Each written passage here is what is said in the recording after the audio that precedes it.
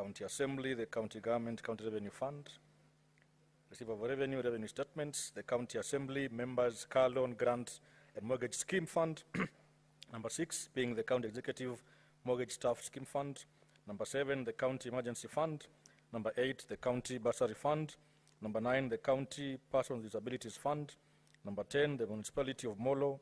Number 11, the Municipality of Naivasha. Number 12, Nawascol Company Limited. Number 13, Municipality of Gilgil. Number 14, Molo Level 4 Sub-County Hospital. Number 15, Olengurone Level 4 Sub-County Hospital. Number 16, Gilgil Sub-County Level 4 Hospital. Number 17, Bondeni Sub-County Level 4 Hospital. Number 18, the Annex Level 4 Hospital. Number 19, Bahati Sub-County Level 4 Hospital. Number 20, Langalanga Sub-County Level 4. 21, Mirugi Kariuki Sub-County Level 4 Hospital. Number 22, Elbagon Level 4 Sub-County Hospital. Number 23, Soin Sub-County Level 4 Hospital. Number 24, Nakuru Water and Sanitation Services Company Limited. Number 25, Naivasha Water and Sanitation Company Limited. Number 26, Nakuru Rural Water and Sanitation Company Limited. Number 27, the Nakuru County Climate Change Fund for the year ended 30th June 2024. The second being the reports of the Auditor General on financial statements of Kajiado County for the year ended 30th June 2024, being number 28, the County Executive, 29, the County Assembly, 30, County Revenue Fund, number 31, Receiver of Revenue, Revenue Statements, number 32, County Emergency Fund, 33, County Assembly, Car Loan and Mortgage, 34, County Executive Staff Car Loan and Mortgage Scheme Fund, 35, County Education Bursary Grants and Scholarship Fund, 36, County Youth and Women Enterprise Fund, 37, County Disability Mainstreaming Fund, 38, the County Alcoholic Drinks Control Fund, 39, County Climate Change Fund, 40, County Referral Level 4 Hospital, 41, County Referral Level 4 Hospital, 42, Loitoktok Sub-County Level 4 Hospital, 43, Wangata Rongai Sub-County Level 4 Hospital, 44, Imbirikani Sub-County Level 4 Hospital for the 16 months period therein, 45, Mashuru Level 4 Hospital, 46, Kitengela Sub-County Level 4 Hospital, 47, Nolturesh Loitoktok Water and Sanitation Company Limited, 48, Oloileza Water and Sewerage Company Limited, 49, Olkejuado Water and Sewerage Company Limited, 50, Multimedia University of Kenya, 51, Kajiado County Referral Level 4 Hospital for the year ended 30th June 2022, 52, Kajiado County Referral Level 4 Hospital for the year ended 30th June 2023, 53, Loitoktok Sub-County Level 4 Hospital for the year ended 30th June 2022, 54, Wangata Rongai Sub-County Level 4 Hospital for the year ended 30th June 2022, 55, Loitoktok Sub-County Level 4 Hospital for the year ended 30th June 2023, 56, Kitengela Sub-County Level 4 Hospital for the year ended 30th June 2023, 57, Kajiado County Climate Change Fund for the year ended 30th June 2023. And lastly, Mr. Speaker, Ongata Rongai Sub-County Level 4 Hospital for the year ended 30th June 2023. I thank you, Mr. Speaker.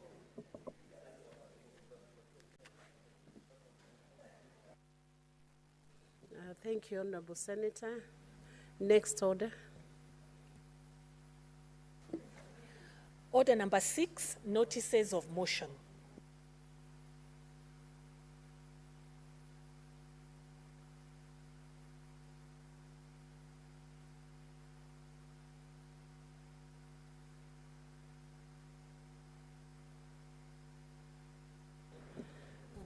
I want to call Chair Standing Committee on Energy, Senator Wamatinga, to present a report of the Standing Committee on Energy. It's a notice of motion.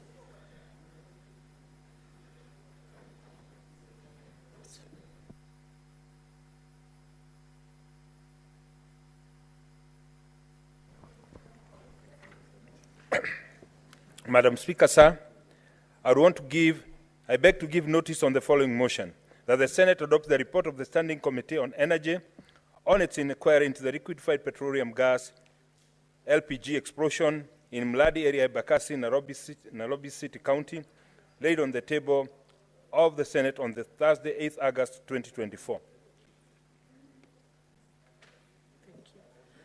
Next is the Chairperson, Standing Committee of Labor and Social Welfare. Senator Mulgo, or any member of that committee. Oh, Mr. Speaker, sir, I beg to notice of the following motion, that the Senate adopts the report of the Standing Committee on Labor and Social Welfare on an inquiry into the plight of workers in the export processing zones, EPZS, in Mombasa and Kilifi counties, laid on the table of the Senate on Tuesday, 1st, 2024. On behalf of the Chair, I beg to move. thank you. Next is the Chairperson, Standing Committee on Devolution and Intergovernmental Relations. Senator Abbas, or any member of that committee.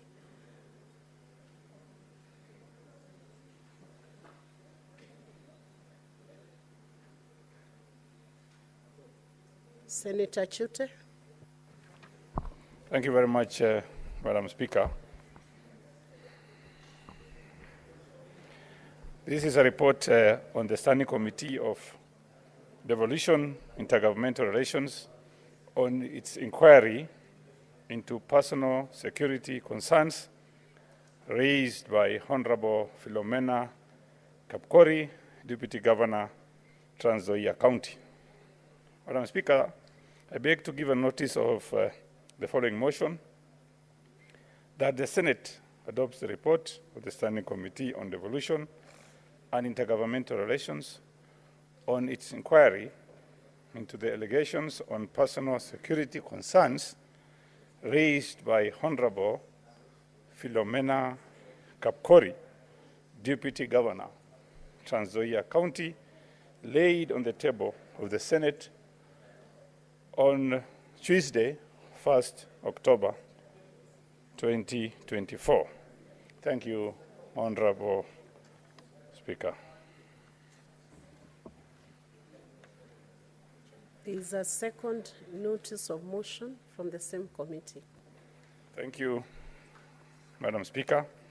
This is also another notice of motion. This is reports of the Standing Committee on the Devolution and Intergovernmental Relations on its inquiry into the state of markets in Vihiga and Bungoma counties, arising from a statement sought by Senator Geoffrey Asotsi, MP, and Senator David Wakoli, MP.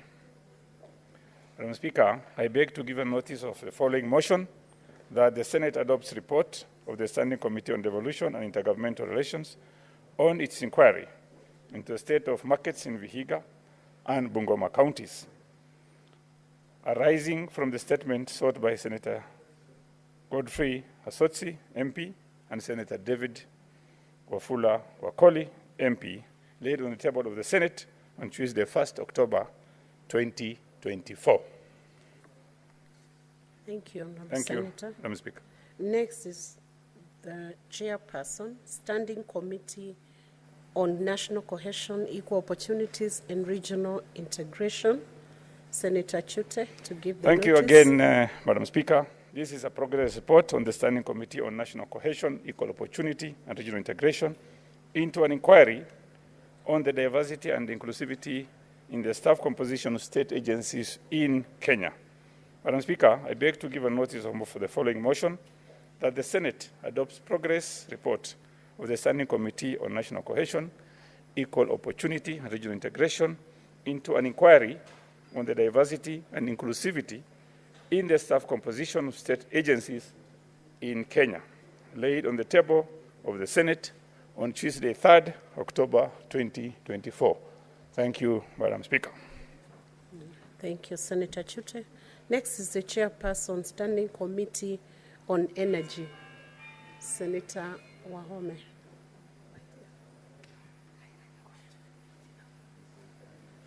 Senator Wahome wa Matinga.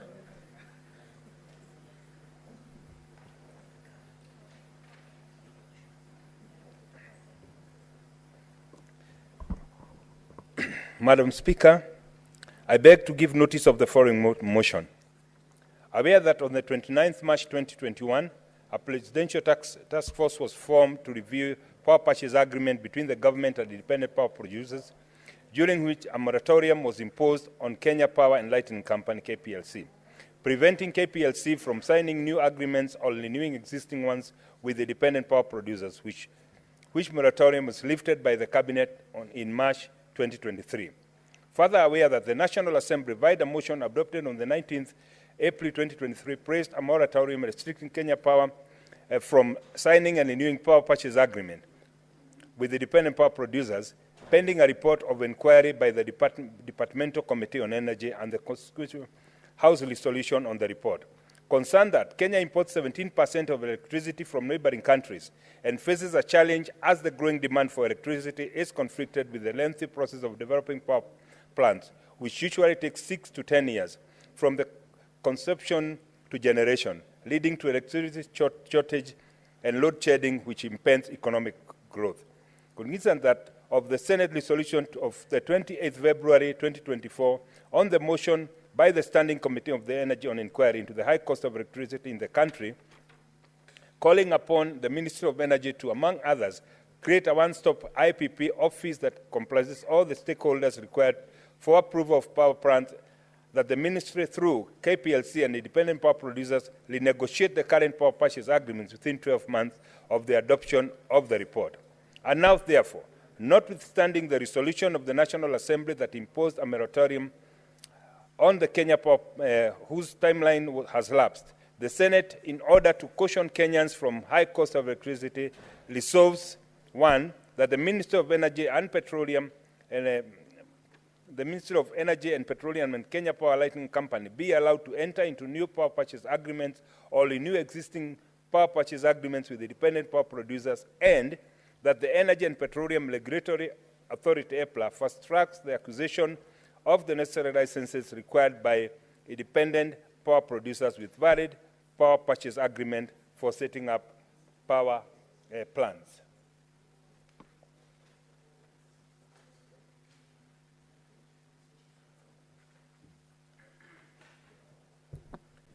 Chairperson, Standing Committee on Health.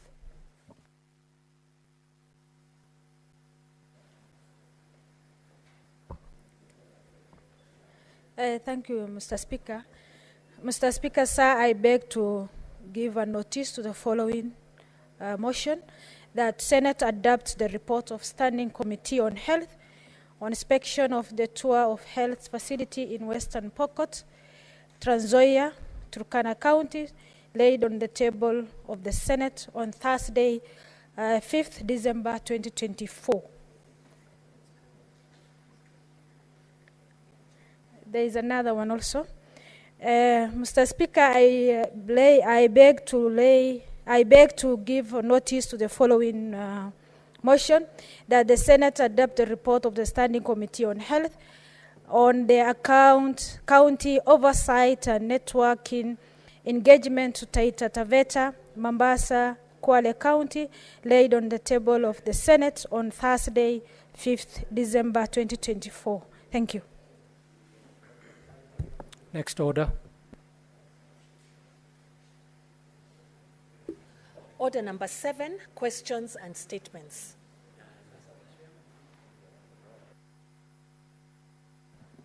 Daniel Manzo.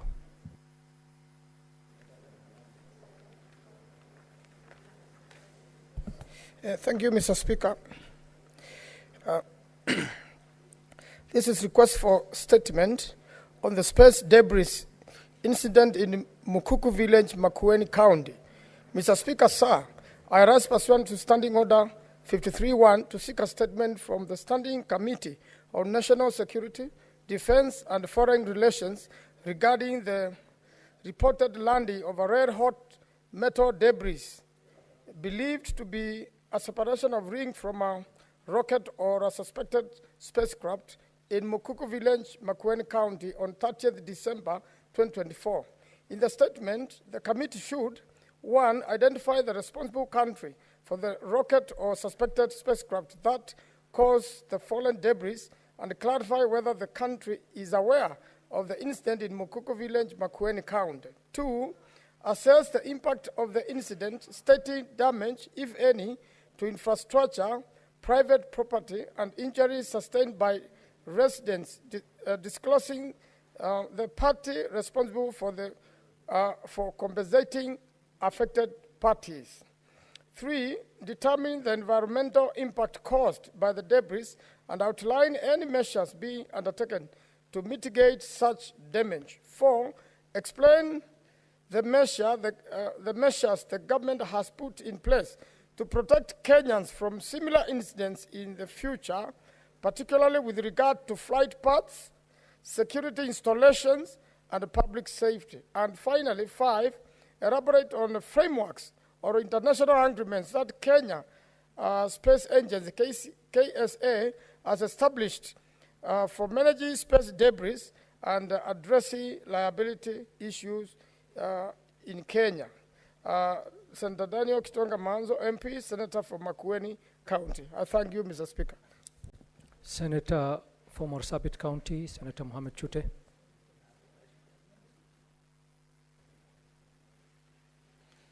Thank you very much, Honorable Speaker. I'm requesting for a statement on property management, leasing and evictions of Kenya Railways land on Kitui Road, Nairobi City County. Mr. Speaker, sir, I rise pursuant to Standing Order 53-1 to seek a statement from the Standing Committee on Roads and Transportation regarding the management, leasing, eviction of tenants of Kenya Railway properties, with a particular focus on properties located on Kitui Road in Nairobi Industrial Area. In the statement, the committee should, 1, provide details on the total number of properties owned by Kenya Railways nationally, their estimated value, and the rental income generated from those properties. Number 2, obtain from the Managing Director of Kenya Railways copies of all tenants' leases for railway properties and confirm whether any irregularity were identified in the leasing process. Number 3, explain the circumstances under which Kenya Railway issued eviction notices for properties on Kitui Road, detailing who conducted the evictions, the legal basis of these actions, and whether Kenya Railway conducted an assessment to determine the damages incurred by the tenants, particularly a company called Speedcraft Africa Limited, during the eviction. And finally, 4, identify the current leases of the properties on Kitui Road, providing details on the lease duration, previous leaseholders, and reasons for any change in tenancy, and how the transactions were managed and whether any disputes or irregularities were reported during these transactions. Thank you very much, Honorable Speaker. Senator for Embu County, Senator Alexander Mundingi.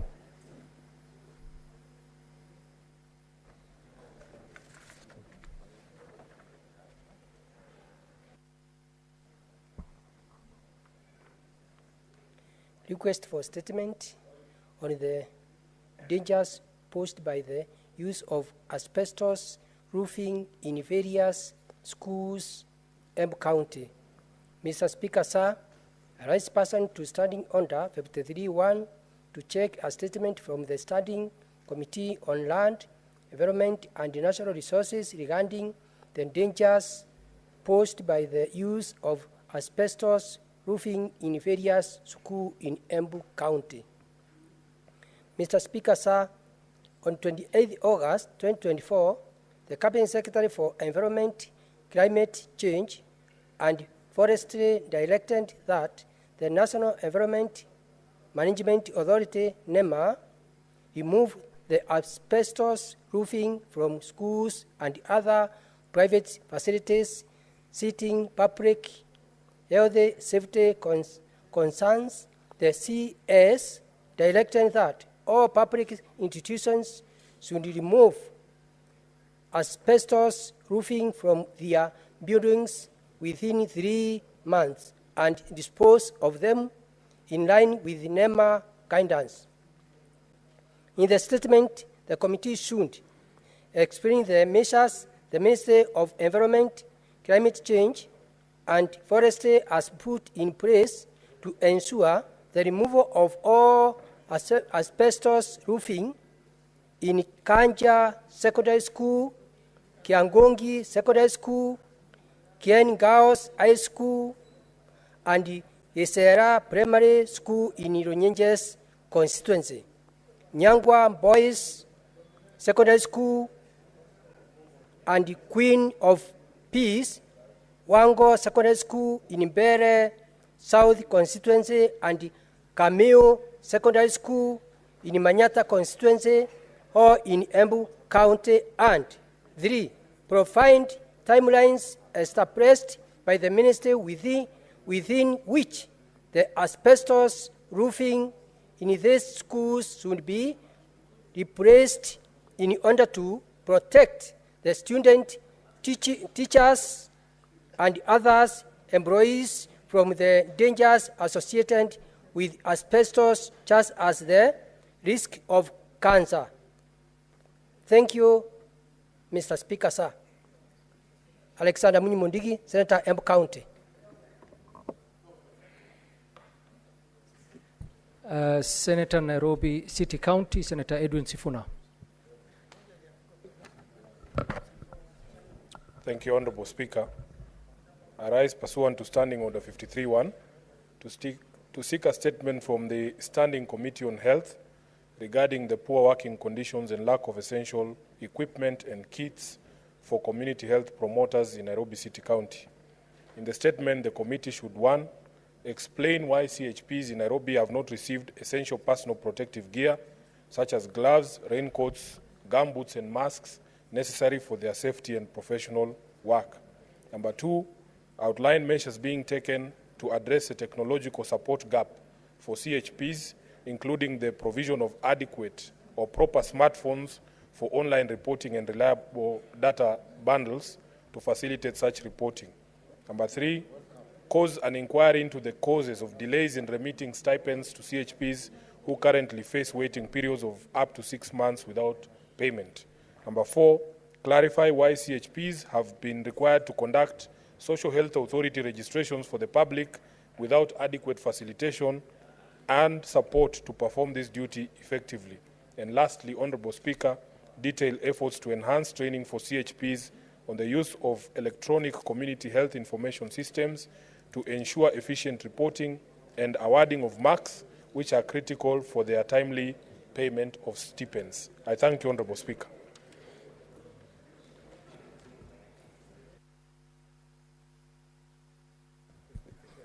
Senator Kisii County, Senator Richard Onyonka.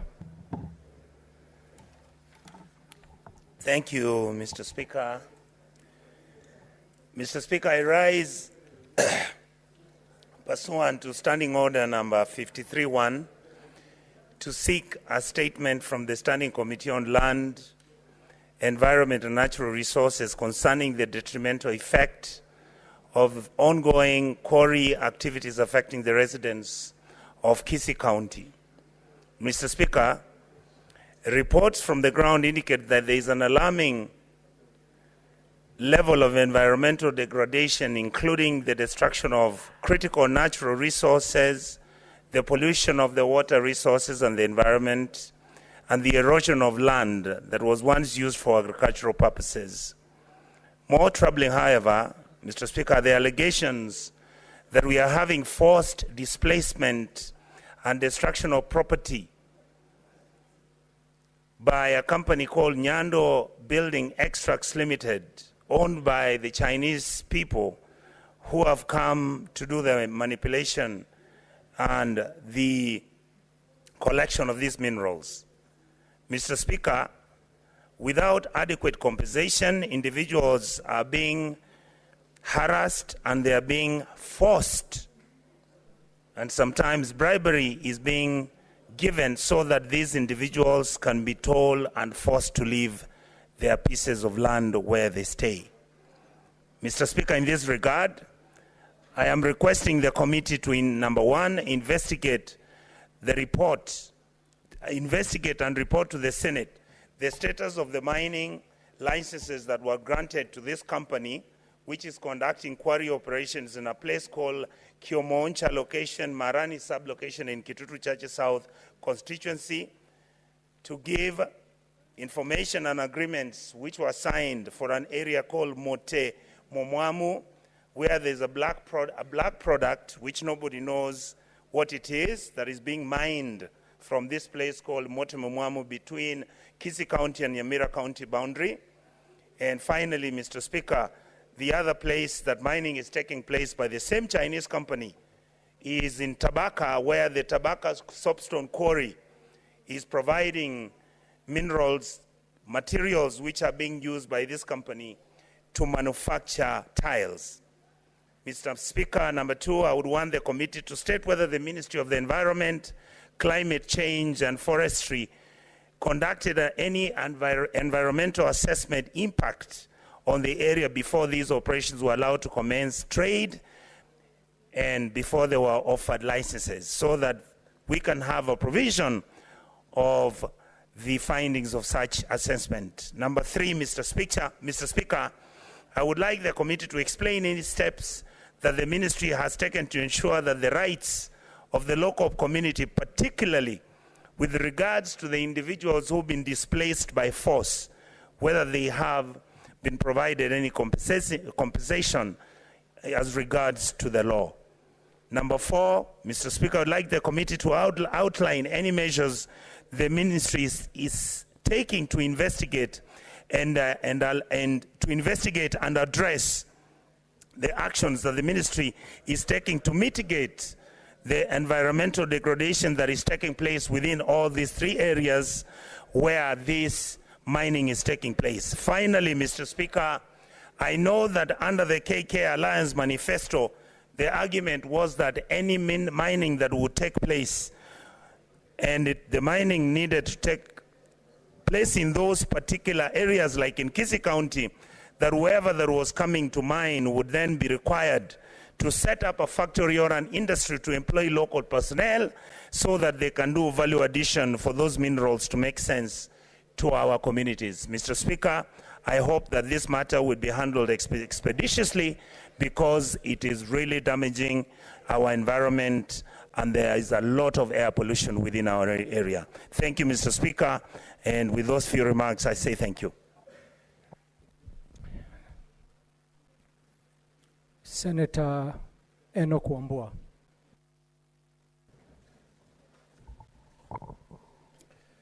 I thank you, Mr. Speaker, for this opportunity. I want to specifically comment on the statement sought by Senator Chute, the Senator of Marsabit. The Speaker, that statement has come at the best time. From mid last year, there has been a lot of evictions, especially on that road called Kitui Road. And I'm not saying this because it's named after my county, but there have been a lot of evictions by the Kenya Railways targeting the tenants who have stayed there, some of them for a very long period of time.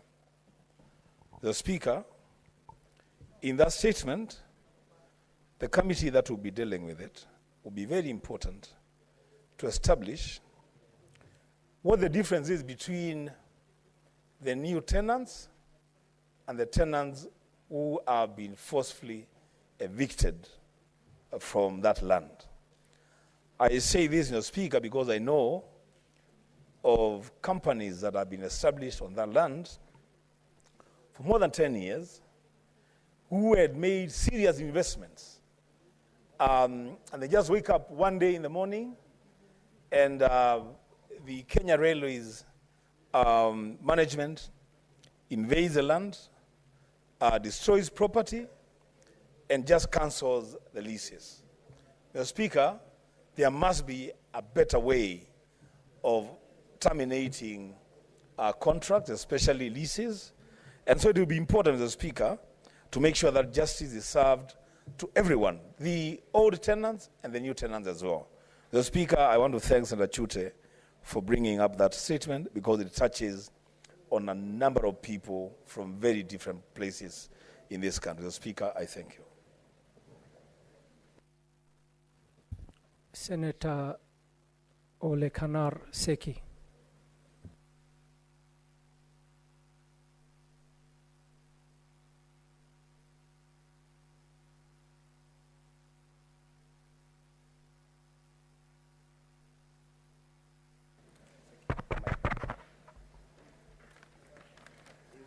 Thank you very much, Honorable Speaker. I also want to put my support to this statement from Honorable Senator Chute on the issue of Kenya Railways. Honorable Speaker, it is true that Kenya Railways have been in books that they are getting and repossessing land from different institutions and groups. I want to support this statement and say that this statement has really affected even most of our communities, particularly in different occasions. There is one group that called the Ma group around these areas of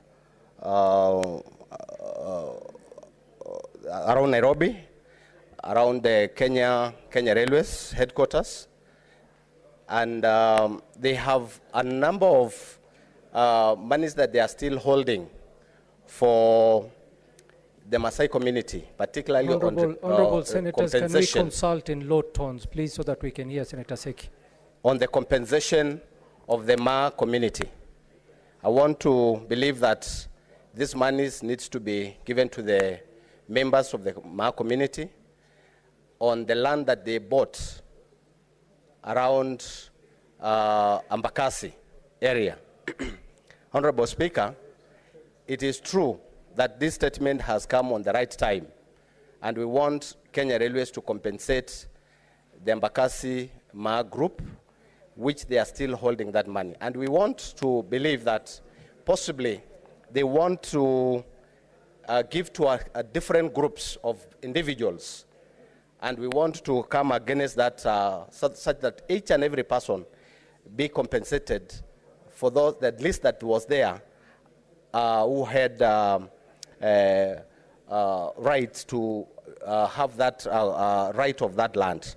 Honorable Speaker, I want to believe that this land also of Mheshimiwa Chute needs to be compensated accordingly. Otherwise, thank you very much for this kind of statement. Thank you very much. Senator Arun Cheriot.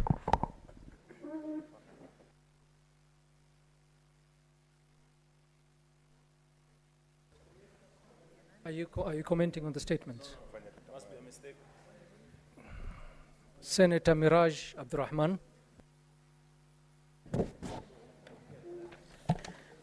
Asante Bwana Spika kwa kuweza kunipa fursa hii na mimi nichangie katika statement iliyoletwa na Senator wa Nairobi, katibu mkuu wa chama cha ODM. Napenda kusema kwamba ni kweli wahudumu wetu ambao wanapeana huduma ya afya CHP wanaweza kuzongwa na changamoto nyingi sana kule mashinani, na ni muhimu serikali za ugatuzi zihakikishe vile vifaa ambavyo vimeletwa na wizara waweze kuwafikia hawa wahudumu, kwa sababu wanapambana na changamoto nyingi sana. Na pia Spika, ukiniruhusu nipende kujulisha bunge la Seneti masaibu ambayo wanapitia wafanyikazi wetu wa gatuzi 47. Yuko mwanadada mmoja ambaye aliweza kwenda katika kupata huduma ya kujifungua, akaweza kufanyiwa operation katika gatuzi ya Taita Taveta. Kwa bahati nzuri ama mbaya, wahudumu wakalemewa, Bwana Spika. Msichana kama yule akaweza kupelekwa Aga Khan Hospital Mombasa. Tunavyozungumza hivi sasa, mwanadada kama yule ameaga dunia na anadaiwa kiwango cha milioni 9. Afueni ya kwanza, familia walikimbia katika idara ya afya ili waweze kusaidika na huduma ya bima ya SHA.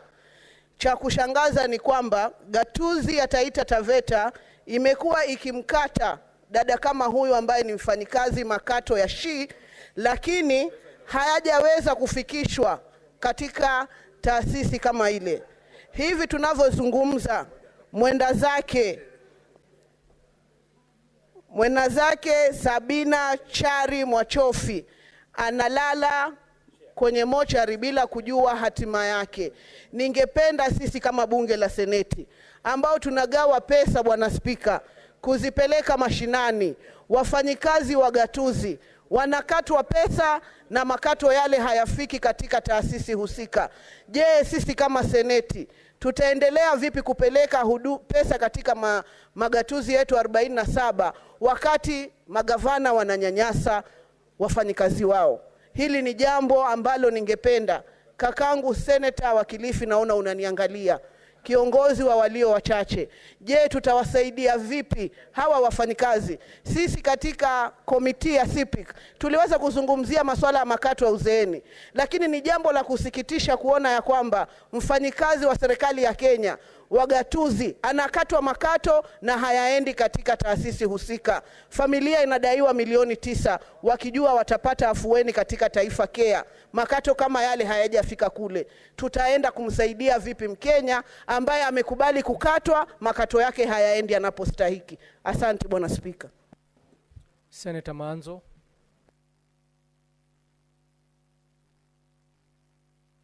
Thank you, Mr. Speaker. Mr. Speaker, I'd like to comment on the statement requested by the great Senator of Embu, Senator Mudigi.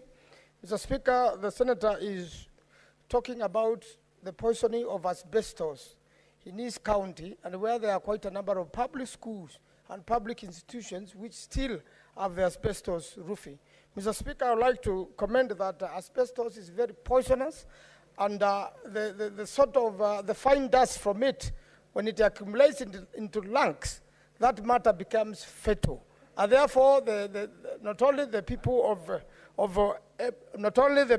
Embu, but any other place, Mr. Speaker, where there is still asbestos roofing, whether it's private or public, and most of them are public institutions, Mr. Speaker, the country should have taken, and the Special Minister of Environment, NEMA, should have taken the first initiative, and even the Minister of Housing, Mr. Speaker, to remove all this asbestos all over the country. Mr. Speaker, what has happened in the United States of America, where all this has been eradicated, anybody with asbestos poisoning has gone to court and have been awarded hefty amounts of money to compensate first for their life, because once affected is a sure death, and also to make sure that no one is dealing with asbestos at all in the United States of America. So I think Kenya should emulate and do away with asbestos everywhere in the country as quickly as possible. Mr. Speaker, when I was a member of Parliament for Makueni, the first thing I did as an elected member was to get the asbestos in Makueni District Hospital, level 5 now, removed immediately and replaced with the iron sheets. And I think that should follow in the whole country. I thank you, Mr. Speaker. I support. Senator Osotsi. Thank you, Mr. Speaker. Mr. Speaker, allow me to make quick comments on the statement by Nairobi Senator Edwin Sifuna on the community health promoters. Mr. Speaker, I think this is a very serious statement, and I want to request the committee which is going to deal with this statement to take it very seriously, because the community health promoters are doing a very good job in our villages. These are people who know almost every homestead in a particular village. They know the concerns of the people on matters of health. But, Mr. Speaker, these people, despite their commitment, they are getting getting frustrated by various counties in this country. Mr. Speaker, I want to agree with Senator Sifuna that these people need to be adequately equipped with the smartphones.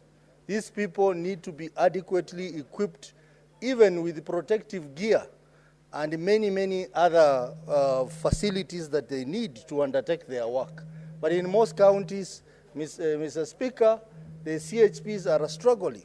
Mr. Speaker, this arrangement of 50% counterpart share of stipend between the national government and the central government seems not to be working because of long delays before they receive their money. And I think it's a high time that that program is reviewed so that we have one particular person to blame for the delay. Because when you ask why these people have not been paid, counties say that the national government has not sent their share.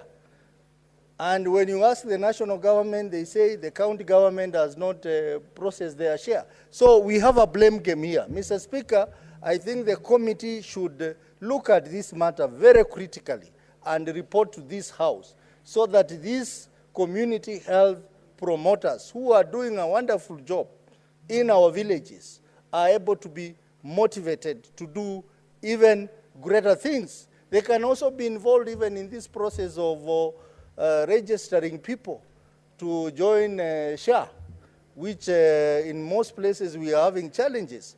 Mr. Speaker, I think now that we have come back from recess, this is one statement that we need to take seriously and have the report brought to this House as soon as possible so that these challenges that we continue to face as senators on the ground of CHPs not being properly facilitated is addressed within the shortest time possible, Mr. Speaker. Mr. Speaker, I support.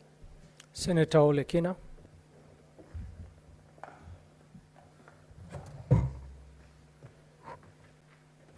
Mr. Speaker, thank you for allowing me to make some brief comments.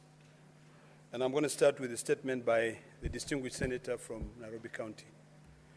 Mr. Speaker, it is very sad that the Senate does not participate in the budget, in the approving of the budget. Although we spend time and we focus on the budget-making process in terms of giving ideas, a statement like this is something which I hope all senators would really take keen interest in it. SHA alone has been allocated in the 2024-25 financial year about 25 billion shillings. And for Senator Sifuna to come and raise a statement and say that CHPs are not getting their money, it shocks me as to why we should give a new entity such a huge budget, yet people down there who are supposed to be doing the registration are not getting the money. They're not being paid. Before these estimates were reviewed, SHA had been allocated 13 billion. An additional 12 billion is being allocated to them, so it will be 25 billion. So I think it is important, and I really hope that all of us can now start focusing on healthcare. We came up with a bill in this House. We passed it on community health practitioners. But we didn't think about their training. We didn't ask ourselves the questions as to, hypothetically, if they encounter people with mental challenges, how do they deal with them without that training? Now we are requiring these people to go and register members to be deducted. Every member here is deducted, I think, an estimate of about 25,000 shillings every month for sure. Is it 33? 33. Housing levy, I think, is the one which is 18,000. Yet we cannot really take this money to train these people, support these people, pay them their money.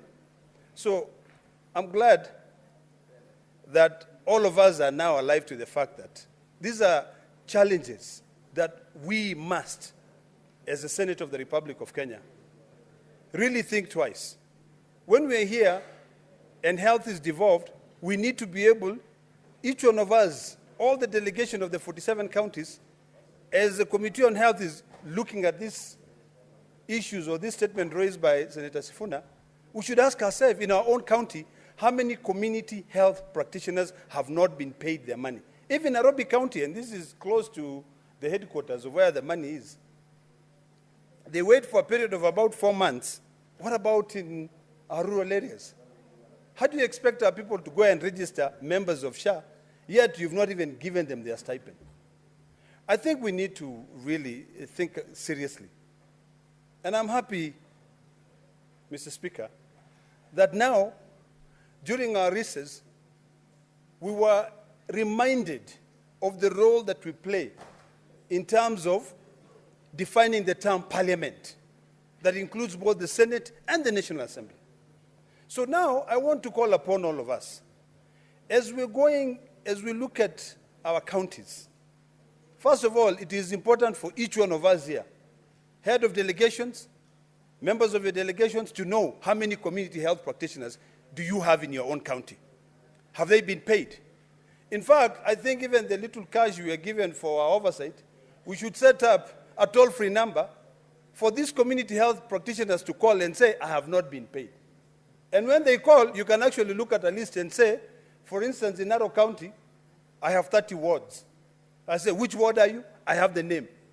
But I can tell you right now, if I ask Senator Sifuna, who's got probably about 100 and something county, 95 wards, 85, he doesn't know where all these people are. So it is imperative that this time around, given that we have 2 years, can we give our citizens, the people we represent, a reason to re-elect us? Those who may want to come back to the Senate, those who may want to go into other positions. For once, when I look around, I'm not seeing anybody who is in their 20s. Everybody here is at that age where you are content. There's nothing else you're going to earn. Now it's just a matter of sitting down, enjoying, thanking God. Most of us look at this job as a thankless job. But can we at least take these prime years and say, we give back to the community? We fight. The first place we can begin is in supporting Senator Sifuna's statement and making sure that we push out of that 25B going to SHA, at least when the money is released, we follow it to make sure that these people are paid. Finally, Mr. Speaker, it is important that at least we all push for the training of these community health practitioners. They are there, they are supposed to be helping people. Sometimes you might even find others prescribing medicine. But if they prescribe and they have no training, are they not going to kill our population? So, Mr. Speaker, I hope that we can take all of us. If you've not seen this statement by Senator Sifuna, please ask for a copy of it. If you didn't hear the question that he asked, ask for a question of it and see how it can apply to your own county. Thank you, Mr. Speaker. Senator Oburu.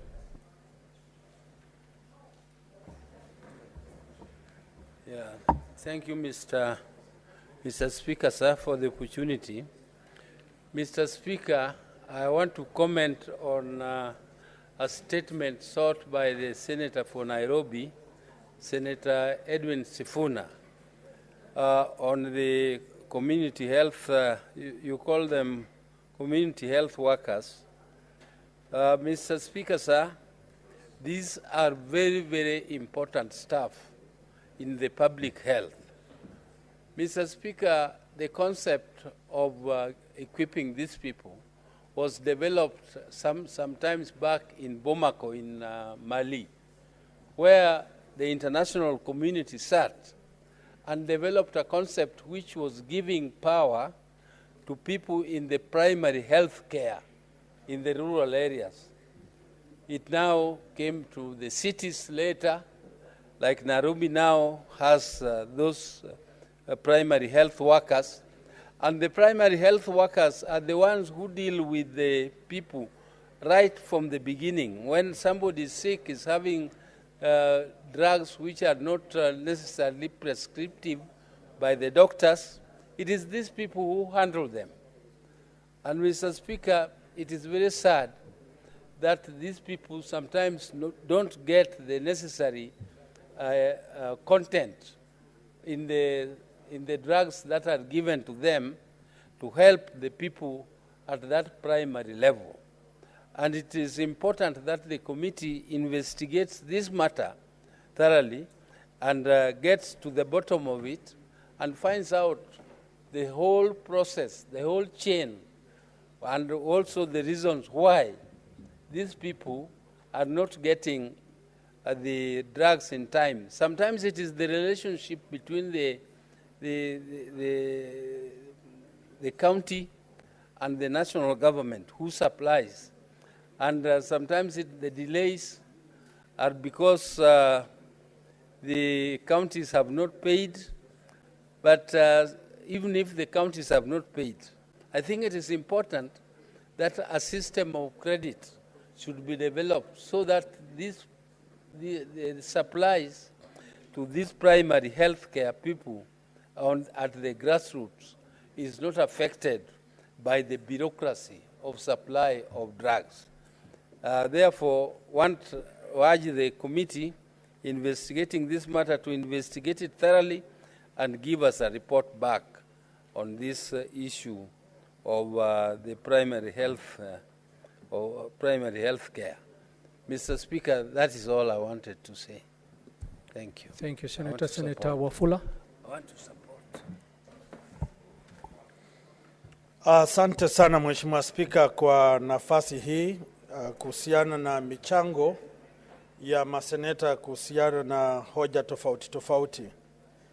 Mheshimiwa Spika, hoja ambayo mwenzangu Mheshimiwa Sifuna ameibua hapa ni hoja ambayo nimekuwa nikizungumzia mara kwa mara Mheshimiwa Spika. Mheshimiwa Spika, kile ambacho nimeona matabibu hawa mashinani ni kwamba wako na mikoba, wako na simu za rununu, lakini Mheshimiwa, kwenye mikoba hiyo hakuna dawa. Vile vile kwenye mikoba hiyo hamna pesa. Hata kwenye begi hizo Mheshimiwa Spika, hazina ala za matumizi kama kupima damu na mambo kadhaa. Na kila ambacho yapaswa sisi tujiulize Mheshimiwa Spika, tulikuwa Naivasha tukijadili kwamba iwapo serikali itaweza kuongeza mgao wa fedha na tukubaliane kwamba fedha hizi aidha zitatoka kwenye serikali kuu, pale ambapo serikali ya Nairobi italipa kwa mara moja, kwa awamu moja, au fedha hizi ziongezwe na serikali za kaunti zilipe wafanyikazi hawa kwa awamu moja. Lakini kile kinachodhihirika wazi Mheshimiwa Spika ni mchezo wa paka na panya, na wale ambao wanaumia Mheshimiwa Spika ni wafanyakazi waliojitolea, lakini wanaongozwa na viongozi dhalimu wasiokuwa na moyo wa utu. Pale ambapo wahudumu hawa wanapodai mishahara, wanaambiwa hata hatuku kuajiri, hakuna mkataba kati yetu na nyinyi. Tunawafanyia tu hisani kwamba nyinyi ni watu wa kaunti zetu. Sasa kando na kudhibiti mfumo wa kulipa mishahara, lazima kuwe na mikataba mahususi ambayo itatia aidha serikali za kaunti kuwajibika ama serikali za Nairobi kuwajibika, ili watumishi hao wa kaunti zetu waweze kuhudumia watu wetu katika njia inayostahili. Mheshimiwa Spika, hoja nyingine ambayo ningependa kufafanua ni hoja iliyoletwa hapa na Mheshimiwa Mundigi. Mheshimiwa Mundigi amedai kwamba waziri alitoa ilani kwamba paa za mashule za masomo ama taasisi za serikali ambazo haziendi ama ziafiki mfumo wa kisasa wa paa hizo ziondolewe. Swali ni je, waziri anapotoa ilani paa hizo zitolewe katika taasisi za serikali, ametia mpango upi tayari kwa serikali kuweka kwenye bajeti pesa za kuweka paa mpya katika taasisi za serikali?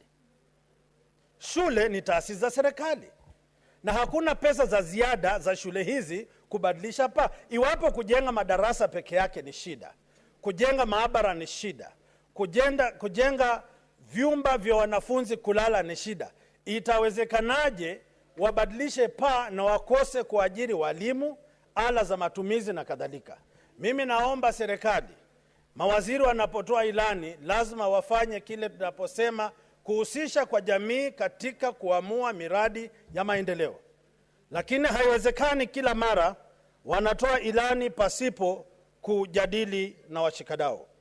Mwisho kabisa, nimeona hoja kuhusiana na shirika la reli la humu nchini. Hiyo ni mali ya umma. Watu wamebomolewa vyumba na maeneo ya kazi katika kaunti hizi. Lakini kile tunataka kujua, wana mpango upi wa kuhakikisha kwamba mashamba ya reli ya nchi ya Kenya yanafanya kazi kwa mujibu wa katiba, na kwa sababu tuko na ugatuzi, maeneo gatuzi ya humu nchini yanashirikianaje na shirika la reli kuwapa wafanyakazi ambao wako tayari kufanya biashara kwa mashamba ambayo hayatumiki kwa muda mrefu zaidi ya miaka 20. Mheshimiwa Spika, ningependa tu kusema watu wa mkoa wa Magharibi na kaunti ya Bungoma wamesikia nikitaja mambo ya madaktari mashinani, na nikumuomba gavana wa kaunti ya Bungoma kwamba tunapozungumza hivi jiandae, kwa sababu tunakuja kuwatetea wafanyikazi wetu. Tuhakikisha mishahara wamelipwa kwa wakati unaostahili, mikataba inapeanwa, na vile vile mazingira mazuri ya kazi katika kaunti ya Bungoma. Asante sana Mheshimiwa Spika, na watakia Wakenya wakati mufti, na iwapo wanatetesi tuko tayari kuwapigania. Asante Mheshimiwa Spika. Asante Senator. Senator James Murango. Na Senator Murango, unapochangia tafadhali chukua muda mfupi, watu ni wengi na watu wengi wanataka kuchangia na wakati unaisha. Asante sana Mstahiki Speaker, nitakuwa mchache wa maneno na mzito kwa hoja. Mstahiki Speaker, ningetaka kutoa tafsiri yangu na kauli yangu kuhusu taarifa ambayo imewasilishwa na Senator wa Nairobi, Senator Sifuna. Wiki jana Mstahiki Speaker, nimekutana na mawimbi makubwa sana wakati nilikuwa nakosoa utendakazi wa gavana wa Kirinyaga kwa sababu ya ukosefu wa matibabu na kunyanyasa maafisa wa ugani ambao wanatembea kuangalia wagonjwa katika vijijini. Mstahiki Speaker, utapata wale tabibu wa ugani kwamba wanatembea kwa mguu kama mawakala wa ng'ombe.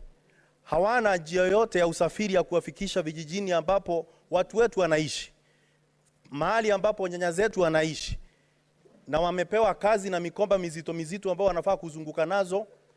Wamebeba mizigo kama punda hivi kwamba hawezi kuwafikia, na wanakuwa wamechoka wakati wana.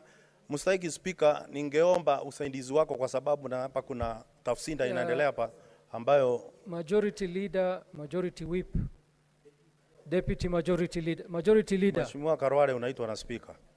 Majority Leader, mnamsumbua Senator Murango akichangia. Tafadhali mpatieni nafasi tumsikize kwa umakini. Asante sana Mstahiki Speaker. Nilikuwa nasema kwamba wale maafisa wa ugani ambao wamepewa kazi ngumu na mikomba mizito ambao wanambembeshwa midhili ya punda kuzunguka kuangalia wagonjwa katika vijiji zetu, na ambao kulipa wanja lipwa kwa miezi, ni jambo limekuwa la busara kuhakikisha kwamba wale watu wengine wanapolipwa ni vizuri waweze kulipwa pesa zao ili waweze kufanya kazi yao kwa ufasaha. Mstahiki Speaker, huwa anasema ya kwamba ni vizuri hata kama gavana hata jenga barabara, afadhali akose hata kupeana mbegu na pembejeo za kilimo, lakini hakikisha ya kwamba afya imefikia kila mtu, kwa sababu aliyekufa hawezi tembelea barabara zilizoundwa, aliyekufa hawezi hata kulima. Kwa hivyo ni vizuri kwamba waachane na mambo yote ambao wanaofanya kuhakikisha kwamba wakazi wote wako hai. Mstahiki Speaker, pale Kirinyaga, baada ya kuleta taarifa ambao tulituma katika kamati ya afya ambayo inaongozwa na Mandago, Mheshimiwa Mandago, Senator Mandago, kumekuwa na mambo mengi yanafanywa kuonyesha kwamba sisi hatujui venye tunafanya. Katika pale ukiangalia katika pale mlangoni kumewekwa mzee na mama amekaa pale, ukiingia na kupiga pambaja anakushika mashavu, ili zile picha zirushwe katika vyombo vya habari, ione kwamba magavana wanafanya kazi. Na mimi husema kwamba kweli watu tunachaguana, na najua Swahili husema kimbembacho kikivunja nafuu kwa mchukuzi, lakini kama kuna mahali ya tambu ambapo watu wanafaa kuja kuona kifo kwa macho ni Kirinyaga, katika idara ambayo inapeana afya katika pale Kirinyaga. Nikimalizia nitasema ya kwamba ni vizuri wale wahusika na wale madaktari ambao wanahusika kutupatia afya, ambao wanahakikisha kwamba tuko hai, waweze kulipwa pesa zao wakati unaofaa. Wale ni wazazi, wanalipa kondi na wanalipa pia karo za shule, ili waweze kutufanyia kazi. Asante sana Mr. Speaker. Asante. Senator Moses Kajwang. Mr. Speaker, I also would wish to emphasize a few matters raised by Senator Sifuna, the senator from Nairobi, particularly with regards to the community health practitioners. Mr. Speaker, in the last session, you directed a small delegation to go into mediation with the National Assembly over the county government's additional allocation bill. I was privileged to be part of that delegation. And Mr. Speaker, I believe that the leader of our delegation, Senator Mutinda, ought to bring a report back to this House because mediation collapsed. The talks have collapsed because the National Assembly is insistent that the Road Maintenance Levy Fund should not go to county governments, but should go to the Kenya Rural Roads Agency.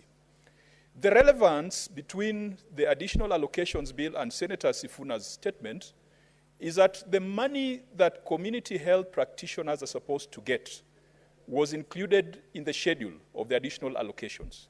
And Mr. Speaker, you recall when you were in Turkana, we processed the health laws, and there were 4 laws. Mr. Speaker, they are some of the worst laws we have ever written. When you look at them, when you reflect on what we did in Turkana, we need to do a legislative impact analysis so that we clean up those laws. Part of the laws we passed, we allowed the national government to pay community health practitioners half their salary and county governments to pay half the salary. 2,500 was to come from the national government, 2,500 was to come from county governments. We have a situation, Mr. Speaker, where you find that the national government has sent 2,500, but the county government has not. Or the county government has sent 2,500 and the national government has not. That is not the way to treat our frontline health workers and the people that we are entrusting to deliver the dream of universal health. Mr. Speaker, if we do not resolve that impasse, then it means that we don't have a proper legal framework for payment of community health practitioners. I am told right now the national government is sending the full amount direct to them. But that is killing devolution, because these are employees and agents of county governments. They cannot be converted to be agents of the national government. We need to deal with this matter as a matter of urgency. And Mr. Speaker, even though I've seen a motion or notice of a motion in the order paper that we will be dissolving committees, the health committee, the gentlemen and women who will go into that health committee, I want to urge them that the first inquiry that they should embark on, and I think this House must also register its compliments to Governor Senator Mandago for the robust manner in which he has handled the Health Committee as chair, because he has brought visibility to the Senate and visibility to the activities of that committee. But this issue of social health authority, Mr. Speaker, we must go back to those laws that we passed in Turkana. The issue of registration of indigents, I think they are called indigents. When we were in Naivasha, we were told by the Commission on Revenue Allocation that the health data that is coming from county governments cannot be trusted. And it was on that basis that they dropped the old indicators or the old variables that we were using for dividing revenue amongst county governments. Why? Because they claim that counties are either underreporting or overreporting. We saw a typical case where in a certain year you had 90,000 hospital admissions, and then today you have 400,000 hospital admissions. Are we going to trust the records and the data that is coming out of this SHA registration being done by the community health professionals? County governments have already known that if they register more, then more money is sent to those facilities. Mr. Speaker, let us be honest with ourselves. Our county governments are gaming the system. They know that if a health facility registers more people, more money will go there. And they are going to register ghost people because there is no cost to registration. Once you register, there's a capitation of 900 shillings that goes to that facility. The second thing we have to ask ourselves is whether that capitation of 900 shillings is adequate to provide universal health. Mr. Speaker, the third thing that this committee must investigate is the issue of medical equipment placement. Mr. Speaker, that thing is a scam. We said it in my committee, and the next day the president was at the coast. He said that our heads are not proper because we are questioning that matter. We shall continue questioning things that do not make sense because they touch on the most vulnerable in this country. Mr. Speaker, as this committee processes this statement, I do pray that they are going to launch a full inquiry into the state of universal health, into the state of legislation, into the welfare and plight of community health practitioners. But, Mr. Speaker, please direct that the team that went into mediation with the National Assembly should bring back a report. I know it is not in our standing orders, but if 42 billion cannot go to counties because of failure of mediation, Mr. Speaker, I believe that that committee or that delegation has a responsibility to come back. I support Mr. Speaker. Thank you, Senator Kajwang, and welcome back. Senator Karen Nyamu.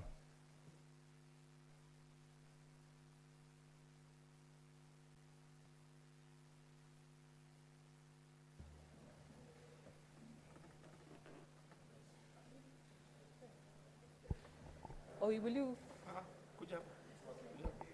Oh, it's on now, Mr. Speaker. Thank you, Mr. Speaker. I want to thank my head of delegation, Nairobi delegation, Senator Sifuna, for bringing this very important statement before the floor of the House. Last year, Senator Sifuna did convene a meeting of 1,000 towards the end, during the recess, towards the end of last year, in the December holidays. He did convene as part of our oversight, Nairobi delegation oversight program, a meeting of 1,000 CHPs from Nairobi County, where we got this very key feedback, a very shocking feedback, actually, Mr. Speaker. The CHPs are operating without the phones that have the latest technology. They're doing very key role to register even the share of the people in the ground using very poor facilitation if what the phones they're using is anything to go by, Mr. Speaker.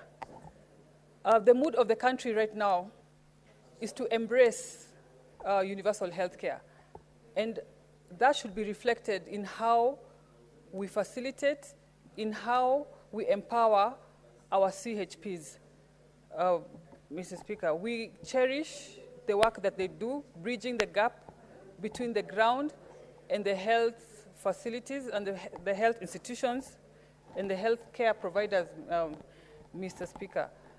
I want to urge the committee, the health committee, as they investigate what Sifuna has presented, to come up with proposals that are going to empower this very key component of universal health care.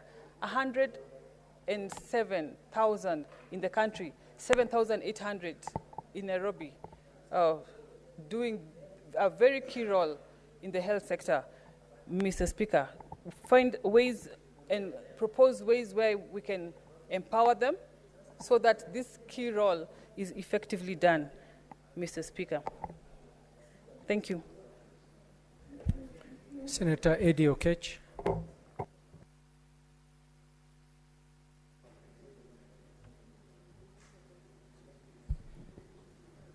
Thank you, Mr. Speaker.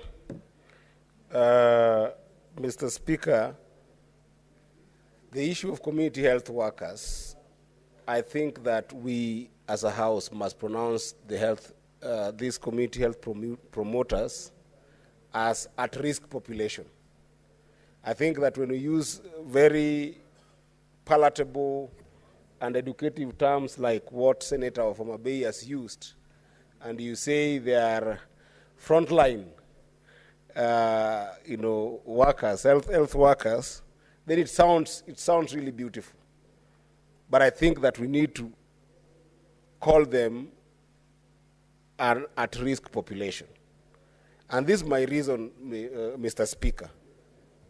Mr. Speaker, I want you to picture a community health promoter who every single day has to go to a house to go and check on a TB patient that they don't know as TB, or any other infectious diseases that they might interact with these different patients that they don't know are patients. Because the way this happens, Mr. Speaker, is that they are the first people to engage our people on the ground without capacity to, number one, detect any kind of diseases that the people they're interacting with might have. Number two, they don't have any kind of protection on themselves. Mr. Speaker, today if you walk in a hospital and got any basic nurse, they will have some basic equipment before they handle a patient. We are assuming the way the community health promoters have been taken in this country, Mr. Speaker, the assumption is very fundamental. The assumption is when they go to check on our people, most of them will be in good health. But the reality is, majority of community health promoters who end up going to interact with our people are interacting with sick people, with communicable diseases and infectious diseases that they don't have control over. If they're not protected enough as frontline workers, health workers in this country, Mr. Speaker, it is a very sad state of affairs. Mr. Speaker, I don't know why I keep on calling Madam Speaker. I think I'm still seeing Madam Speaker Veronica on the seat. But Mr. Speaker, think about during adverse weather conditions, like what we have seen in Nairobi. I have seen a situation where the Senator of Nairobi, as well as myself, the Senator of Migori, being confronted by community health workers who have to go through floods, barefoot, to go and help people. And, Mr. Speaker, the cost of gumboots in Nairobi is just 700 shillings. Nairobi County has got 7,000 community health promoters. If you were to give them gumboots, it's only 4.9 million. It's 4.9 million, Mr. Speaker. That is a very small budget for a governor. But for me as a senator, that's a lot of money. I don't have it. When I'm confronted by community health workers, 7,000 of them, right? I know Cheriot, Senator Cheriot is a majority. Perhaps he has got some other pockets. But me as senator for Migori, we have got 3,011 community health workers in Migori, Mr. Speaker. If they confront me to buy them gumboots, I cannot be able to buy for them, Mr. Speaker. So I think that this inquiry must be a special inquiry in Senate. Because without them, our people will face a lot of problems. But with them, also being exposed to other diseases, we are getting more people sick. Lastly, Mr. Speaker, very lastly, Mr. Speaker, we haven't addressed the issue of community health volunteers before they became community health promoters. In Migori County, for instance, Mr. Speaker, when we passed the law to go from community health volunteers to community health promoters, we had over 2,500 community health volunteers. And the bill in Migori County, Mr. Speaker, was 83 million in stipend to those people who had worked for years as community health volunteers. They have never been paid, Mr. Speaker. I think that as a House, we must, just like we have been fighting for councillors to get their compensation and any other people who have worked in this country without ever getting their fair share of their service, we must work hard and make sure that community health volunteers who were there before community health promoters are also given their money and they are paid their dues because they served and they served diligently. With that, Mr. Speaker, I support and I hope that the committee will put a proposal to actually lead to a proper inquiry into this issue of community health promoters. I thank you, Mr. Speaker. Thank you, Senator. The last two speakers, because of time, will be Senator Kisang on this side and Senator Minority Leader on this side. Senator Kisang, please be very brief. We're out of time. Thank you, Mr. Speaker. I'll be very brief because of what you've just said. Honorable Speaker, I want to comment on the statement by Senator from Nairobi. Honorable Speaker, the community health promoters are the same ones who used to do volunteer work before the laws were passed. And these are people who have done great work for the last maybe 10, 20 years. And Honorable Speaker, if you talk to them, most of them are suffering because the governors, the county governments are not paying them the 2,500 stipend every month. But luckily, at least they are getting the one from the national government regularly. In fact, I interviewed a few of them during the recess, and they are getting from the national government, but the county governments, they delay as far as even 4 months, Honorable Speaker.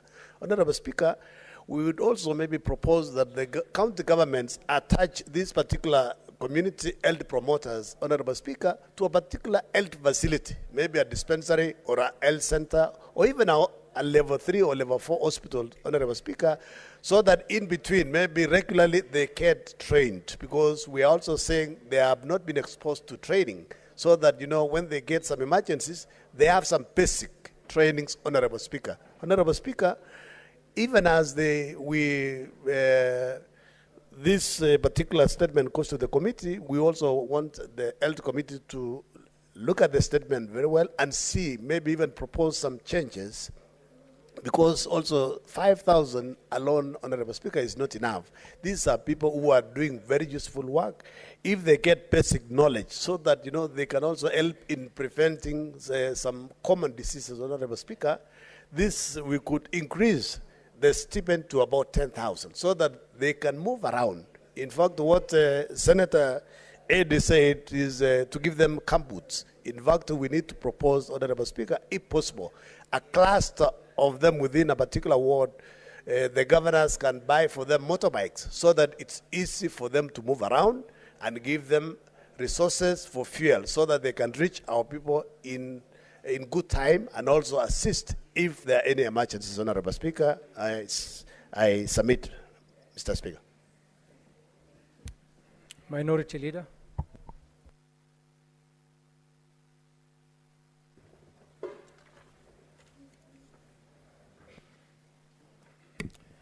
Asante mstahiki Spika.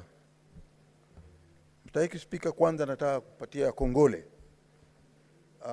seneta wa Nairobi, ndugu yangu Edwin Sifuna, kwa kuleta taarifa hii ama mswada huu ambao ni muhimu sana kwa watu walioko mashinani kote nchini. Bwana Spika, tukiangalia kitu cha kwanza ni kwamba hoja hii ni kiunga mkono kwa dhati, ni kwa sababu ya kwamba wale wanaofanya kazi katika vijijini ni watu muhimu sana, na inatakikana kwa ukweli waangaliwe na zile kaunti wanazotoka. Bwana Spika, ni jambo la aibu kuona kwamba hapa Nairobi, ambapo ni jiji kubwa, jiji letu la hapa Kenya, leo linaweza kuwa na watu wanaojitolea kufanya kazi katika community ama katika jamii, ili wakiwa wamejitolea namna hiyo, ni kwamba wao pia lazima waangaliwe kwa uangalifu. Lakini tukisikia kwamba hawaangaliwi, leo watu wanaenda na miguu kavu, yaani yale maguu yao hayavai hata zile tunazita za kuvaa kama slippers, ama sijui tunaita unaweza kuziita namna gani, lakini vile viatu ambavyo zaidi sana ndugu zetu wa Kikamba huwa wanavaa za mpira, ni kwamba akala, ama zinaitwa kwa jina la I think la Kijaluo zinaitwa akala. Sasa ikiwa wanatembea na viatu kama hivyo, ni watu ambao hawana gumboots, kama alivyosema katika taarifa yake ndugu yetu katibu wa chama cha ODM, na ndugu yetu Sifuna, ni kwamba ikiwa hali kama hizi, hali tetesi kama hizi, hawa watu wana dalili za kwamba wanaweza kupata ugonjwa wakati wowote, ama wanapata magonjwa na alafu hawana njia za kwenda kuona kwa daktari, kwa sababu hata hii insurance inaitwa SHA ama SHI haifanyi kazi ama haitambuliwi. Bwana Spika, sisi wenyewe tukiangalia upande wetu wa huko nyumbani Kilifi, tutaona ya kwamba kuna jiji kubwa kama la Mtwapa, jiji kubwa kama la Malindi, jiji kubwa kama la Mariakani, Kaloleni na miji mingine kama Kilifi Town. Bwana Spika, kuna watu pia wamejitolea, na ingekuwa umuhimu zaidi zile serikali zetu za ugatuzi ziweze kuwaangalia hawa wanaofanya kazi ya kujitolea ama wanaofanya kazi katika jamii, ili waweze kuona watapata faida gani, ili wakiwa wanajua kabisa kwamba wanaangaliwa vilivyo kiafya wakati wote wakiwa ni wagonjwa. Hususan tunasema ya kwamba wawe wanaweza kupewa vifaa vya kufanyia kazi, sio vile ambavyo wananunua wenyewe alafu wanajitolea. Miaka mingi iliyokwisha tunajua kuna kina mama walikuwa wanazalisha watu, wao walikuwa si madaktari kama Dr. Khadwale. Ndugu yetu Dr. Khadwale anaweza kutueleza kabisa ya kwamba katika miaka ile iliyokwisha tulikuwa na kina mama ambao walikuwa ni wale wanaitwa wakunga, wazalishaji wa kina mama. Si lazima watu waende hospitali, na walikuwa experts. Kulikuwa hakuna haja ya kukatwa, sivyo unakatwa inaitwa cesarean, hakuna, lakini walikuwa wanazalisha, na si kila mama alikuwa anaweza kwenda hospitali kuzaa. Watu kama wale walikuwa wanaangaliwa na zile maeneo wanaoketi ya munisipaa, walikuwa wanaangaliwa na wanalipwa. Kwa hiyo tunataka jukumu kama hilo pia liweze kutekelezwa kiukamilifu zaidi katika serikali zetu za ugatuzi. Mimi naunga hii statement ya katibu wetu wa ODM ndugu yetu Sifuna. Asante sana. Senator Mofaya. Honorable Speaker, for capturing my Honorable Speaker, I want to start from the onset by congratulating Senator Sifuna, because he has brought a very critical point in this arrangement. And I think, Honorable Speaker, because this matter might be referred to the Committee of Health, committee should make sure that this matter is replicated in all counties, because this is a very crucial aspect that has been initiated in our counties, Honorable Speaker, but counties have not been able to make sure that these people are endowed with resources that are required to make sure that they work efficiently, they work effectively, and in a very good environment, Honorable Speaker. This is a brilliant idea, because these are the people who are down to the heart, and they are reaching to every patient at home. But I think the counties must move with speed and make sure that they equip this team so that maybe they can be able to realize the aim of having this team on the ground. So, Honorable Speaker, I think because this matter might respond to the Committee of Health, the committee should move with speed and make sure that this matter is investigated across the country, so that we can have all the CSVs being equipped, being given the necessary equipment to make sure that they realize their goals as a team. Thank you, Honorable Speaker. I support. Senator Onyonka Richard. Thank you, Mr. Speaker. My words will be very, very short, because I know we've run short of time. I just wanted to reiterate what my colleagues have said, Mr. Speaker. And sometimes these are the contradictions in our country, that when you look at and evaluate what we're doing, that which that is significant and that is substantive, that needs to be done quickly to support our poor people, make sure that the health services improve and they succeed, then we don't pay the service providers. But the money that is supposed to be given to these service providers, you find goes into something which now is producing a lot of noise, which now has produced a lot of questions, which now the Auditor General has already pronounced themselves that we are having 46 billion shillings where we are buying treasury bills. And yet the money for the community health workers, which is about 6 billion shillings, could easily have come out of that. And that is the point, Mr. Speaker, I would like to emphasize. Can we start looking at the prioritization of the issues which are affecting our people and begin to spend money there? Right now, our people don't want houses. They want medicines, water, and food. Let us concentrate on agriculture. Let us concentrate on provision of water and health services, Mr. Speaker. Thank you. Senator Cherargei Samson. Mr. Speaker, you need to protect me from the majority whip. Mr. Speaker, I want to just comment on two statements. One is on the issue of Kenya Railways. Mr. Speaker, it is very tragic and sad that the Kenya Railways has so many properties in prime places in this country, especially major towns including Nairobi, including Eldoret, Kisumu, Mombasa. When you go to every part of this country, Mr. Speaker, where the railway line did pass, Mr. Speaker, it has huge potential, Mr. Speaker. It is sad that the current management led by Managing Director of Kenya Railways are running Kenya Railways like their own shop, Mr. Speaker, where they are leasing and selling properties of Kenya Railways, Mr. Speaker. In fact, Mr. Speaker, railways should be able to finance themselves and even extend the railway line from Kedong through Bomet to Kisumu onward to Tanzania, Mr. Speaker. Even to maintain this railway from here to Eldoret, to Malaba, and into Uganda, Mr. Speaker. Because the Kenya Railway has the huge potential, Mr. Speaker. The current managing director and management of Kenya Railways must be called to order, Mr. Speaker. And in fact, the EACC should be on this, Mr. Speaker. Because some of us are aware that the managing director and the management have been selling properties that belong to Kenya Railways. And the worst thing, Mr. Speaker, is that they have been evicting people who have leases. Why would you give somebody lease and then evict them?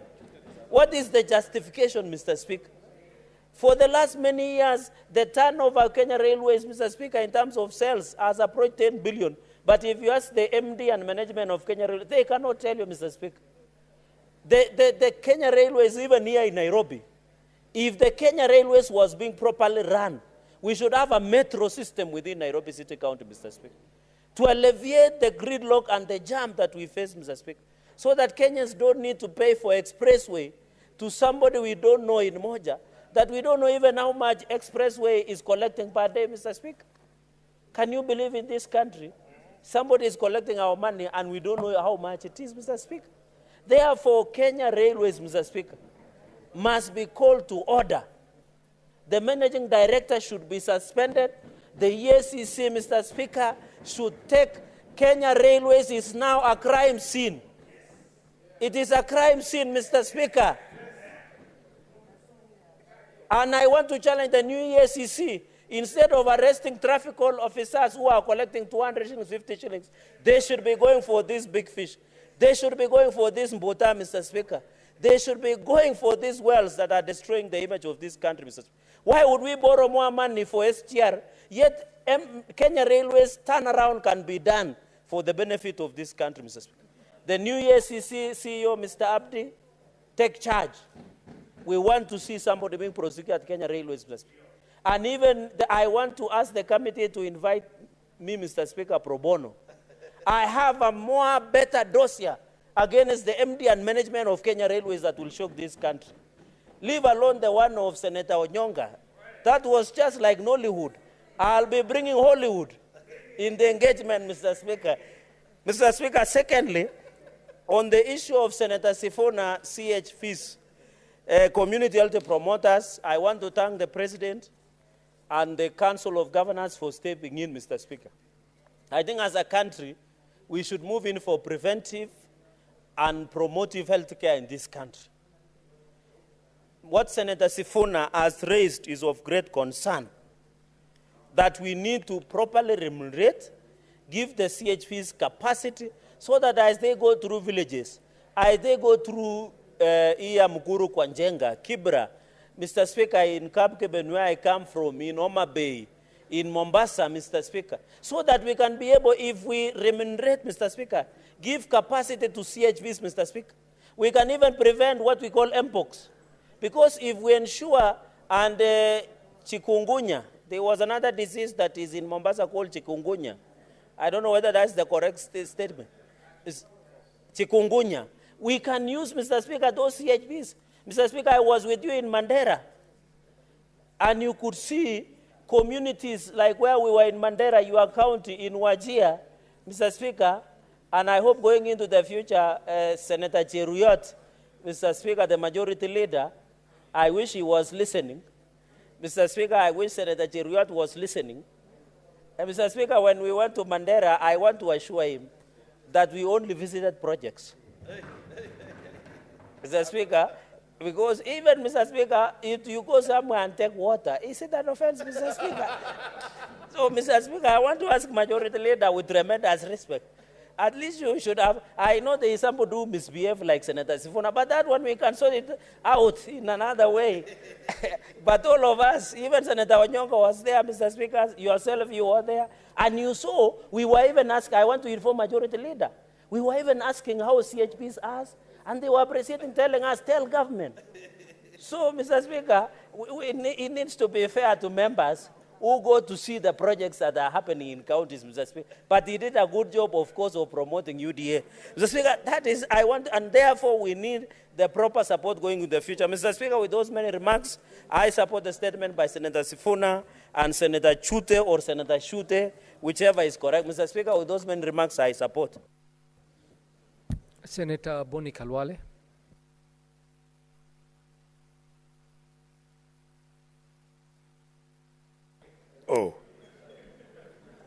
Thank you. Mr. Speaker, I thank you for this opportunity, but allow me to complain on behalf of the two delegations of students who've been in the gallery and you have not acknowledged them. Mr. Speaker, I think it is discrimination against those schools. Mr. Speaker, I want to compliment the Senator of Nairobi for the way you have demonstrated a serious understanding of a serious medical problem like the one we have in Nairobi and by extension in all the 47 counties of Kenya. My contribution is that the country is starting to wake up to basic needs of Kenyans. Health is a basic need, and it's just not enough when we address the issue of health, Mr. Speaker, to be viewing it through the spectacles of the doctors, the nurses, the professors, and the infrastructure. It is the primary health care that is the game changer in good health. Mr. Speaker, I therefore suggest that we develop a formal national program for community health promoters that will include, amongst other things, some form of training. Health promoters must be given basic training in areas like, Mr. Speaker, first aid, because more often than not, these people are the first line of defense as far as taking care of our patients is concerned. They should be trained, Mr. Speaker, on interpretation of the various results that they get. For example, when they do a blood pressure test, they do a blood sugar test, they should know so as to know how to respond appropriately. Mr. Speaker, it must also be understood, and the leader of minority tried to scratch on it, but let me just emphasize how important it is. It must be understood that majority of the women in Kenya, pregnant, are midwifed not by nurses, not by doctors, but by traditional birth attendants. And therefore, if a stipend is being given to community health promoters, all traditional birth attendants in all Kenyan communities must also be given that stipend. Finally, on that point, Mr. Speaker, it's a shame that we are talking about a stipend of 2,500 from the national government and 2,500 from the county government. What can you buy with 5,000 shillings? I mean, we are laughing at these professionals who are doing a very good job. This is money which sometimes when I pass through supermarkets, I see some people in Nairobi shopping for their dogs. The food they buy is more than what we pay our community health promoters. If we are doing it, we must be serious and do it well. And the money is there. The money you see people flashing around in church harambes, the money you see people hiring choppers to some funny functions in this country is the money that is supposed to give this kind of service, Mr. Speaker. And we shall not stop in calling out these corrupt characters who, after feeding on the proceeds of corruption, they show off and vomit on our shoes and vomit on the feet of our children who have no shoes when they are going to school. Mr. Speaker, I would like to end by commending the Senator Onyonga for the issue you have raised in Marani sub-county about licensing in mining. This problem is serious. It is in Nyatige, Makarda. It is in Ikolomani, Isulu, Lirembe, Malinya, Shikoye, Masienze. Mr. Speaker, it is in Shinyalu, Imwiriza, Liranda. It is in Lurambi, Mr. Speaker, in Rosterman. It is across, yes. Yes, you are right, Senator Faki. This is a cross-cutting issue which we must address. And gold mining and mining in general, it is so profitable that even when they do it at great risk, our children still go down there. We have to pay proper attention and support the mining industry. Today, as I speak, we are burying Chui in Shtori village, who perished last week in a gold mining danger after the walls caved in. Mr. Speaker, day after tomorrow, I'll be running to Kakamega to go and bury yet another youth. Not that we love funerals, but because if we don't stand with them, then what kind of people are we that people voted for when we don't stand with them during a time of need? And Mr. Speaker, talking about support to gold mining, I want to remind government over and over again that if you want to talk business with Kakamega County, come and talk about gold mining. Come and talk about sugarcane farming. If you are unable to talk about those two in Kakamega, we are sorry, we don't want to do any business with you. And this is why the people of Kakamega and the sober leaders, and for the first time I want to congratulate the governor of Kakamega. He has gotten it right on the issue of sugarcane farming. Mr. Speaker, we worked so hard to get it right until His Excellency the President 2 weeks ago came and paid our farmers bonus. And now, when things were just upright, another character called a receiver manager, in collaboration with corrupt fellows in Kenya Commercial Bank, they then tell Mr. Rai of West Kenya to come and interfere with the smooth running of Mia Sugar Company by Sarbi. Mr. Speaker, this cannot be allowed. Sarbi has a valid lease agreement with Mumias Sugar Company, and there's only one Mumias Sugar Company in the world. There is no Mumias Sugar Company A or Mumias Sugar Company B.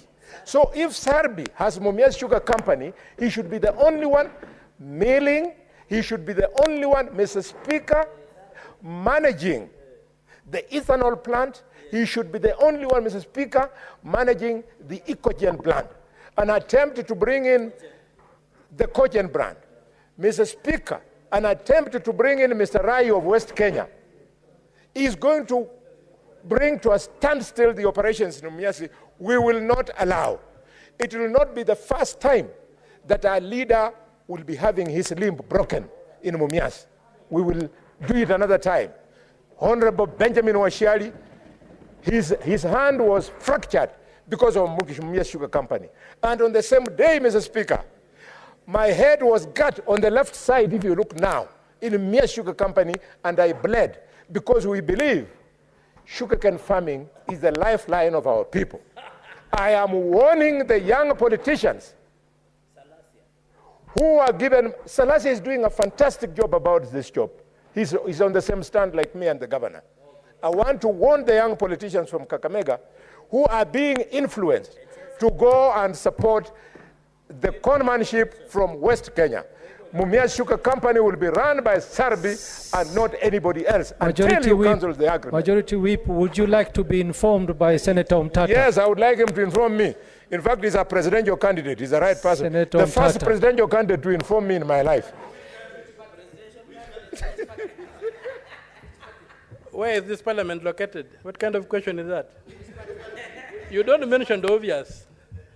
I would like to inform the Honorable Halwale, who may have forgotten, after the Kakamega incident, when the thugs were after you, I gave you refuge. I gave you the documentation with which you silenced them.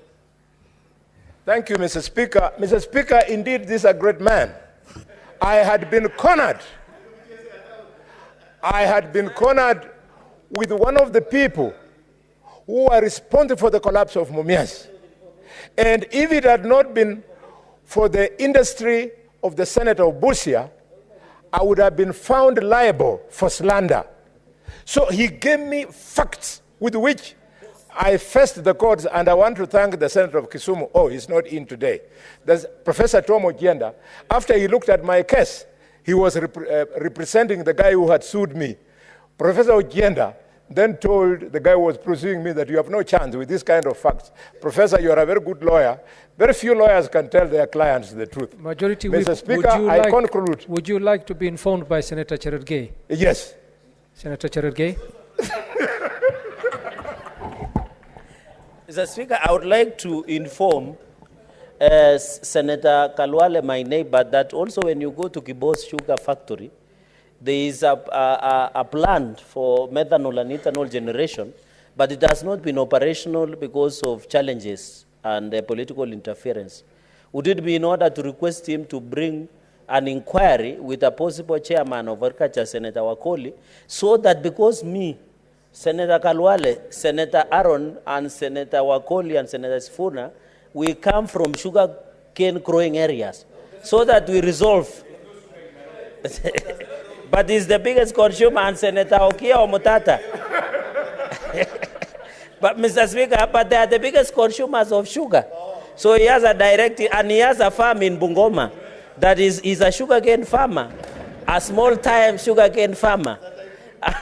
And Senator Okia, so that we form an inquiry, so that we can assist you, a very good friend called Sarbi. And I'm happy Sarbi is doing a good job in Kakamega and also to you. I thank you, Mr. Speaker. I really appreciate the information. And because of the information, I want to send you the greetings of the people of Kakamega to the people of Nandi, especially Mosop. After we encourage them to grow sugarcane, every Thursday when they come to collect money at Butali Sugar Company, all our alcohol is sorted out, is finished, it is sold out, and the economy, Mr. Speaker. Cherargei, what's your point of order?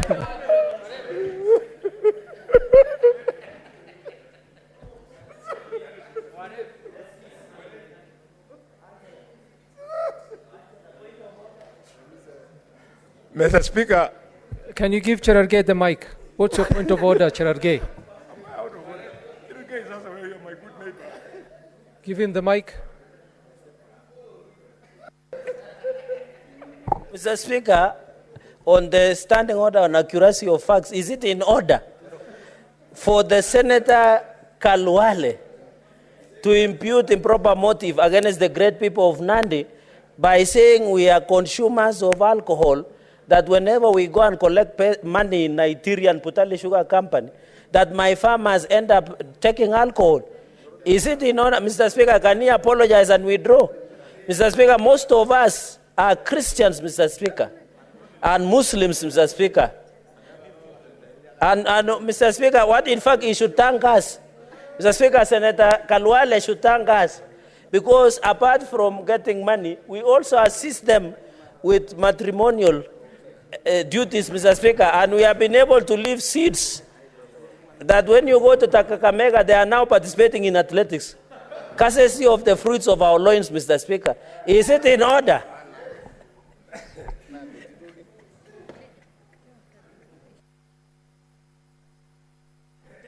Mr. Speaker, I don't know why the Senator of Nandi was running ahead of me. I just said, because of the way they promote our economy, you go and greet them. And I'd only singled out one. Allow me to also say that it has also resulted in an increased number of our women getting married in Mosop, which is a good thing because you pay dowry. As to whether you are good at the nuptial responsibilities, that is an agreement between a man and wife, I have no idea. I therefore, Mr. Speaker, want to thank the House for allowing me this afternoon to make this point very clear. It is not a joke. Butali Sugar Company is an economy of 10 billion shillings a year in Kakamega. West Kenya is an economy of 24 billion shillings in Kakamega.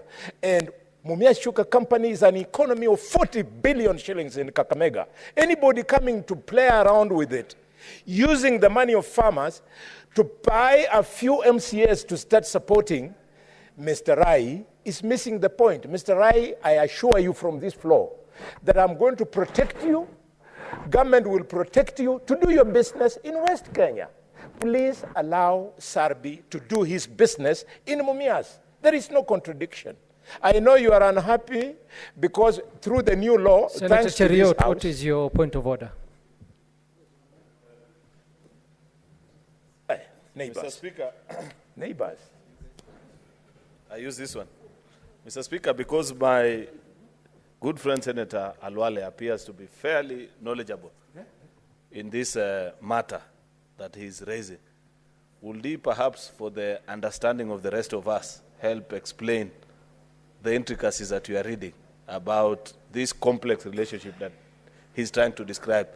You can see actually he's vowing on one side of his mouth that he will protect Mr. Rai because he's a big investor in his own county, while on the other hand admonishing him not to interfere with the operations of Mumias.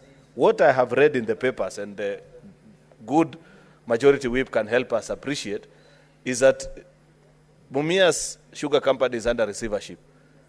That the receiver manager has allowed the man he's calling Sarai to run the sugar mill.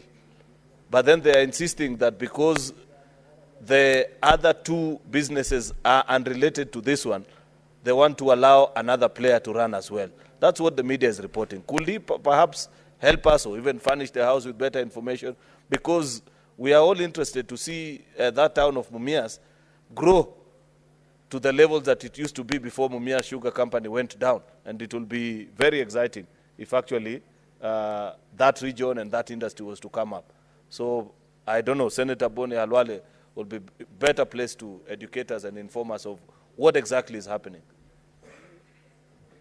Senator Boni Halwale, I hope you've understood the point of order raised by... Yes, yes. If you could please clarify on that. Thank you, Leader of Majority. That is exactly the point. The mischief by the newspaper was lack of clarity. But the clarity is as follows.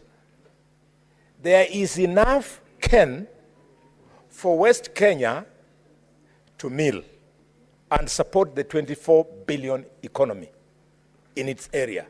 Enough for Butali Sugar to mill and support the 10 billion economy. And enough for Mumias to support 40 billion because Mumias also uses Busia farmers. So they have got a bigger catchment area. Now, to run the ethanol plant, dear Kenyans, to run the ethanol plant, which is in Mumias, to run the Ecogen plant, which is in Mumias, you need raw materials. And those raw materials come from the mill, the same mill, Mumias Sugar Company.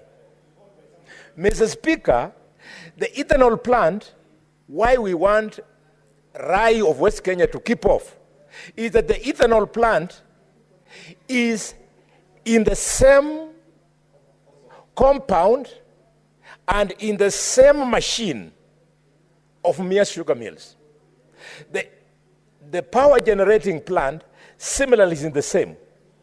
The gate is one, the compound is one, the complex that produces these three things is one.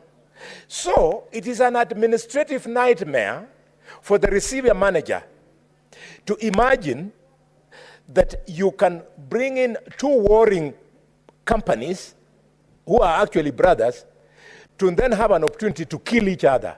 We don't want to see Indians killing each other over our machine. We want to see Indians working over our machine. And Mr. Speaker, sir, this point is very important. It is not a question of impulse. It's a question that has been subjected to a decision of the High Court. The High Court has found that Rai has no entry point into Mumias Sugar Company because he had claimed that earlier on he had bought the ethanol and the EcoChain plant. So when challenged in court to demonstrate that he bought, the only thing he could show was an agreement.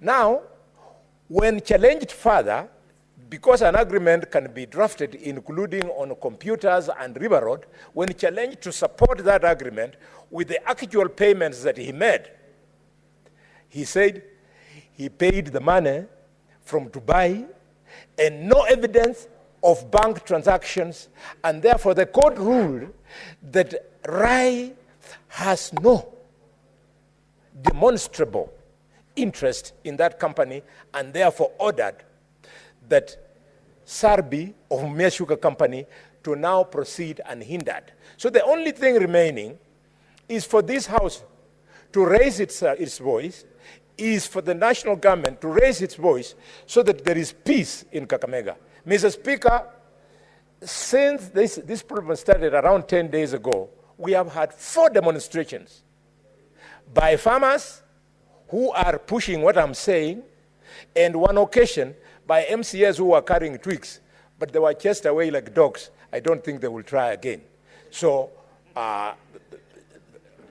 leader of my majority, it's now clear, and it's good for Kenya. You know why? Mumias Sugar Company in the last 12 months produced 100,000 tons. In the process, Kenya, which was being faced with a sugar deficit of 200,000 metric tons, Mumias by itself, 50% of that shortage, it cut it off. And therefore, Mr. Speaker, the other factories then contributed to the extent that we have not imported sugar this time. So it is not something you can interfere with. And what's more, West Kenya Sugar, Mumias Sugar Company, on Thursday, pays 194 million shillings to our farmers per week, every Thursday. You want me to keep quiet so that people who receive 194 million shillings in Kakamega can be shortchanged due to the greed of Sarbi, of Rai? We know Rai. Rai sneaked into Webuye Sugar Company, and Wakoli is here. Not Mumias Sugar. He sneaked into Pan Paper and cheated that he would revive Pan Paper. Today there is no Pan Paper. It is now being used. It was used shamefully last year for the fake fertilizer as storage. That is how Rai wants to do his business. The same Rai is the one who led to the collapse of the timber industry. You all remember, people of Washington Gishu, the Rai ply fiasco. We can't allow business people of this type. Mr. Speaker, it's starting to look good. The president appears to understand sugarcane farming. We will keep on giving him information like I'm doing now for him to continue making decisions with clarity, because it is after I fed him with this kind of accurate information that he came up with the statement of Mambo Matatu.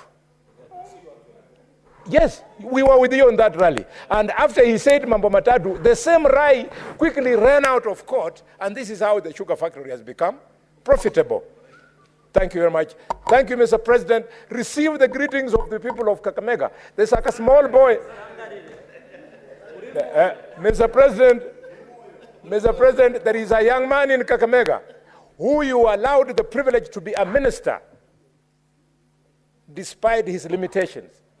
He is the one who is being used to cause confusion by Rai.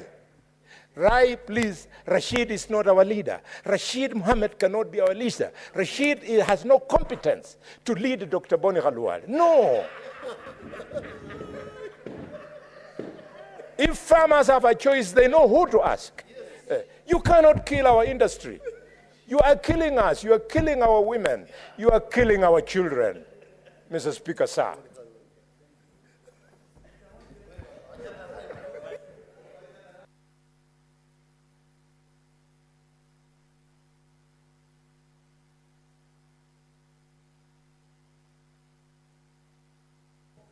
Senator Keroche Tabitha.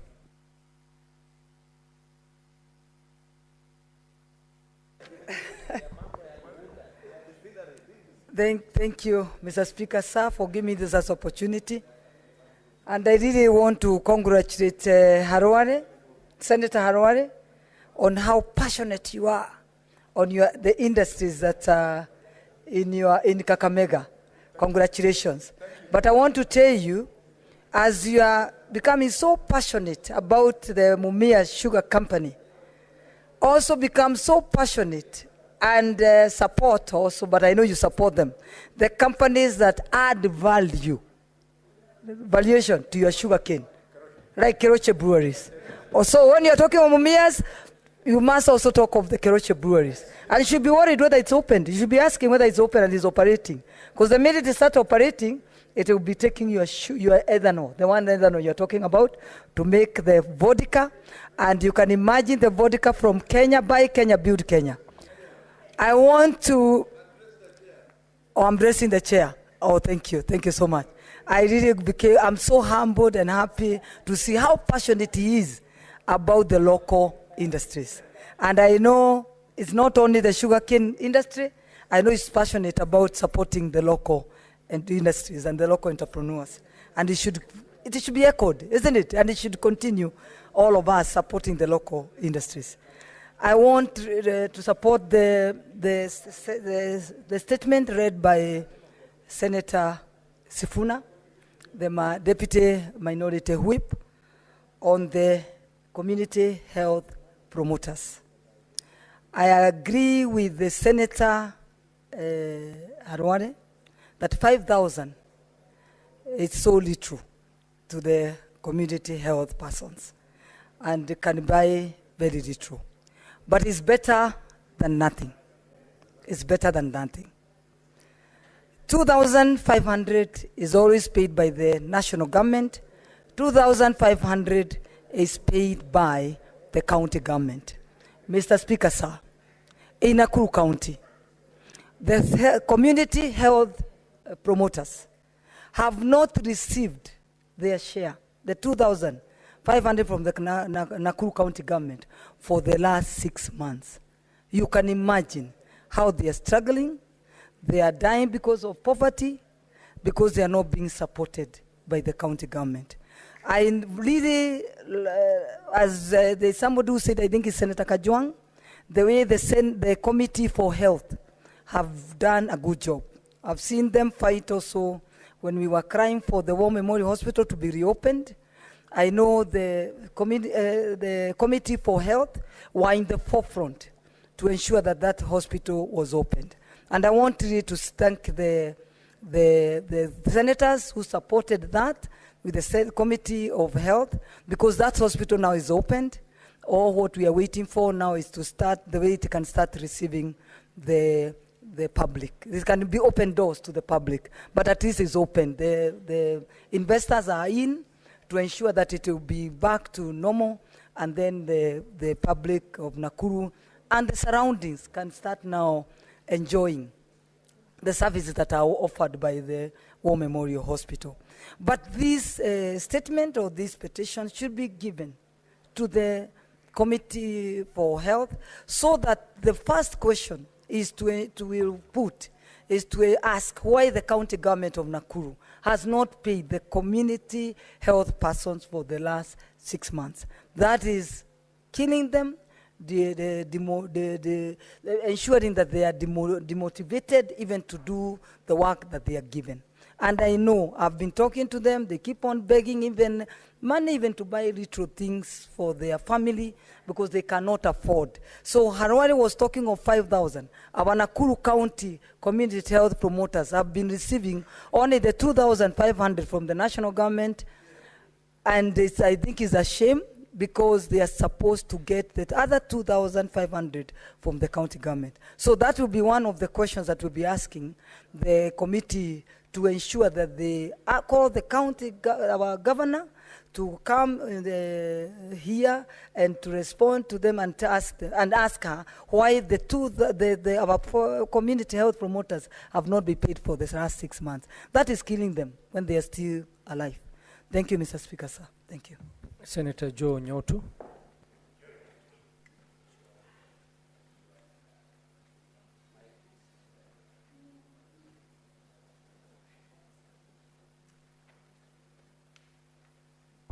Thank you, Mr. Speaker. I stand to also support the statement by the Senator for Nairobi regarding community health promoters, Mr. Speaker. And as I do this, I think I want to underscore the importance of health in each one or for each one of us. Mr. Speaker, we can live without education. But, Mr. Speaker, we cannot live without good health. That is why matters health. And again, this being the house that oversees devolution, and the health being a devolved function, Mr. Speaker, we must be very keen on matters health. Mr. Speaker, these community health promoters are the people that reach our constituents in the farthest of our counties, Mr. Speaker. They are the people that teach our communities about health. They are the people that check on the nutrition of our people. They are the people, Mr. Speaker, that provide the basic health education, Mr. Speaker, to our people. So these are servants that whose welfare need to be looked into with a lot of seriousness, Mr. Speaker. When you talk about 2,500 shillings paid by the county government and topped up by the national government, some 2,500, Mr. Speaker, needless to say, because it has been said, but this is very little money, especially considering the effect of inflation and the high cost of living that we continue witnessing in this country, Mr. Speaker. So I think it's important that when we enhance this particular stipend, both by the county and the national government. But the other sad thing is that little as it does not come at the right time, Mr. Speaker. I have had an opportunity to talk to CHPs in my county, and the county stipend comes. If it gets late, maybe 2-3 months. But the stipend or the top up by the national government, Mr. Speaker, sometimes is delayed to over even 6 months. And this is something that we need to look at, even as we congratulate the government for having accepted to be topping up this particular stipend, Mr. Speaker. Mr. Speaker, this particular group of people sometimes do not have the gadgets that they need. Because, of course, we are going digital in everything. Sometimes you'll meet them and they tell you they do not even have batteries for their gadgets, Mr. Speaker. And I think we need to call upon all the county governments, 47 of them, that they should not only pay the stipend of 2,500 shillings per month in time, if they will not enhance it, but they should also provide the important gadgets that this particular group of people or group of workers use in their day-to-day business, Mr. Speaker. And, Mr. Speaker, I think we should also propose, and when the committee sits down to look into this. I've been a member of the Health Committee, but Mr. Speaker, of course, because of political expediency, I believe I'll not continue being member in that particular committee. We have been very keen on this matter as a committee, Mr. Speaker. And one of the things that we should also look into is how we can train these community health promoters, Mr. Speaker, in order for them to even be more equipped with knowledge in matters health, Mr. Speaker. And once, if and when, then we train them, we should be able to enhance their stipend, if not pay them a salary. Mr. Speaker, I think I don't have your protection. I think I'm talking to myself. But Mr. Speaker, I want to submit that this is a statement that needs to be supported by all of us. Thank you, Mr. Speaker, for the opportunity. And I believe that when the Committee on Health sits, it will take this matter very seriously and give it the priority that it needs. Thank you, Mr. Speaker.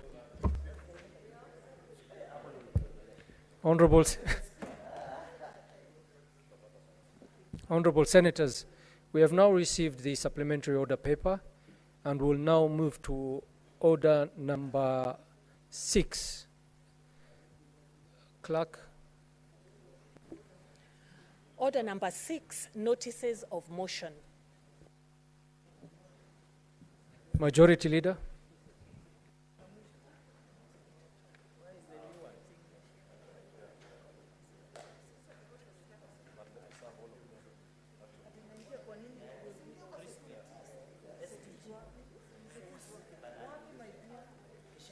Mr. Speaker, I request for your permission to do all the notices of motion because I have 4 of them. Yes. Thank you. The first notice of motion is approval of senators to serve in the Procedures and Rules Committee, that notwithstanding the resolution of the Senate made on the 13th of October 2022, constituting the select committees, the Senate resolves pursuant to Standing Orders number 191, 2, D and 199 to approve the following senators nominated by the Senate Business Committee to serve in the Procedure and Rules Committee, in addition to senators specified in Standing Order number 191, 2, A, B, and C. Number 1, Mohammed Abbas Sheikh.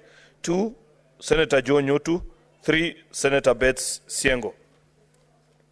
The second notice of motion, Mr. Speaker, is approval of senators to serve in the Powers and Privileges Committee, that notwithstanding the resolution of the Senate made on the 13th of October 2022, constituting select committees, the Senate resolves pursuant to Section 15(1)(b)(2) of the Parliamentary Powers and Privilege Act and Standing Order 199 to approve the following senators nominated by the Senate Business Committee to serve in the Committees on Powers and Privilege, in addition to the Speaker of the Senate, who pursuant to Section 15(1)(b)(1) of the Parliamentary Powers and Privilege Act shall be the chairperson of the committee. 1, Senator Alexander Mundigi. 2, Senator David Wakoli. 3, Senator Esther Okenyuri. 4, Senator Ome Omatinga. 5, Senator Shakila Abdallah. 6, Senator Dr. Oburu. The third motion, notice of motion that I'm giving, Mr. Speaker, is approval of senators to serve in the standing committees of the Senate. That notwithstanding the resolution of the Senate made on the 13th October 2022, constituting the select committees, the Senate resolves pursuant to Standing Order 199 and 228, the fourth schedule to standing orders, to approve the following senators nominated by the Senate Business Committee to serve in the standing committees of the Senate as follows. A, Agriculture, Livestock and Fisheries. 1, David Wakoli. 2, Alexander Mundigi. 3, Alan Chesang. 4, Wahome Wamatinga. 5, Mohammed Abbas Sheikh. 6, Moses Kajwang. 7, Hezena Lemaletian. 8, Catherine Muma. 9, Senator Tom Ojenda. B, Committee on Devolution and Intergovernmental Relations. 1, Senator Mohammed Abbas Sheikh.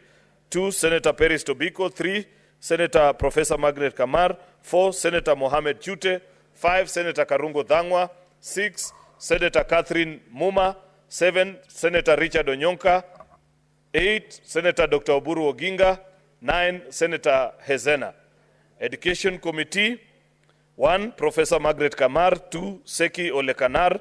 3, James Kamau Murango. 4, Nderitu John Kinywa. 5, John Methu. 6, Catherine Muma. 7, Jones Mwaruma. 8, Betty Montet. 9, Agnes Kavindu. D, Committee on Energy. Senator William Kisang, Danson Mungatana, Veronica Maina, Senator Dr. Boni Halwale, James Lomonen, Ledama Olekina, Edwin Sifuna, Oburu Oginga, Beatrice Ogola. E, Committee on Finance and Budget.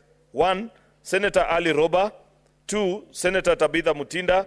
3, Senator Dr. Boni Halwale. 4, Senator Mariam Sheikh. 6, Senator Esther Okenyuri. 6, Senator Eddie Okech. 7, Senator Mohamed Mwinji Haji. 8, Senator Onyonka. 9, Senator Shakila Abdallah. F, Committee on Health. Senator Jackson Mandago, Senator Mariam Sheikh, Senator David Wakoli, Senator Tabitha Mutinda, Senator Joseph Githuku, Senator Justice Retired Stewart Mazayo. 7, Senator Ledama Olekina. 8, Senator Richard Onyonka. 9, Senator Hamida Kibwana. G, Information, Communication and Technology.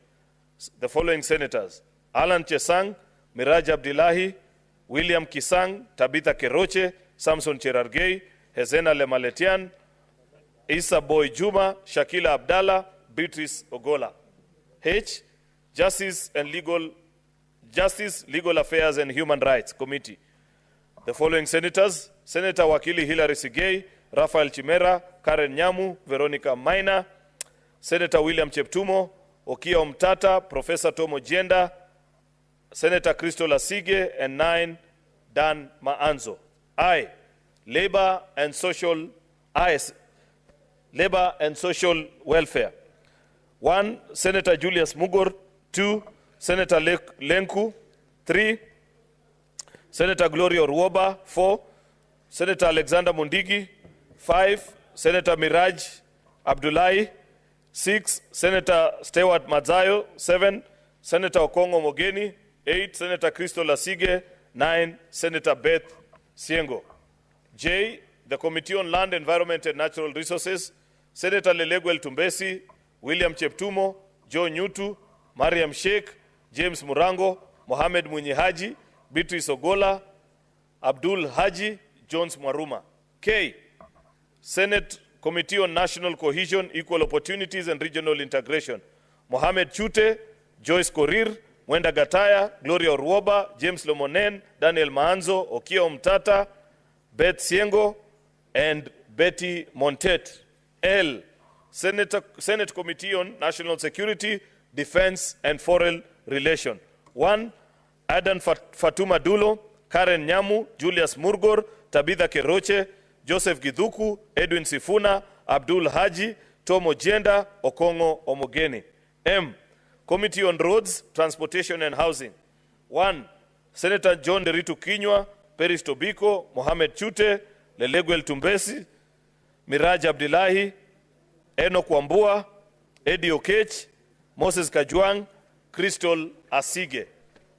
N, Committee on Trade, Industrialization and Tourism. 1, Senator Esther Okenyuri, Senator Jackson Mandago, Senator John Methu, Senator Karungo Thangwa, Senator George Mbugwa, Senator Godfrey Osotsi, Senator Boy Isa, Senator Hamida Kibwana, and 9, Senator Okia Omtata. Last but not least, Mr. Speaker, is notice of motion on the approval of senators to serve in the County Public Accounts Committee, County Public Investments and Special Funds Committee, and the Committee on Delegated Legislation.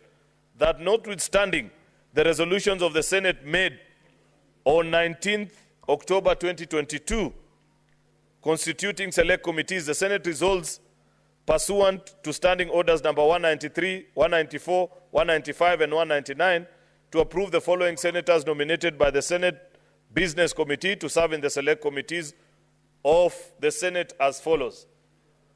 A, the County Public Accounts Committee.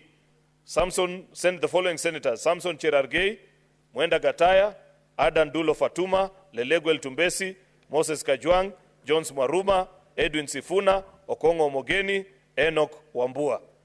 E, the County Public Investments and Special Funds Committee. The following senators: Senator Peris Tobiko, Rafael Chimera, George Mbugwa, William Kisang, Godfrey Osotsi, Eddie Okech, Agnes Kavindu, Beth Siengo, Hamida Kibwana. F. These are the senators to serve on the Committee on Delegated Legislation. Senator Mwenda Gataya, Danson Mungatana, Gloria Ruoba, Joyce Korir, Julius Murgor, Mohamed Munyehaji Faki, Betty Montet, Daniel Maanzo, and Senator Boy Isa Juma. Mr. Speaker, I give notice.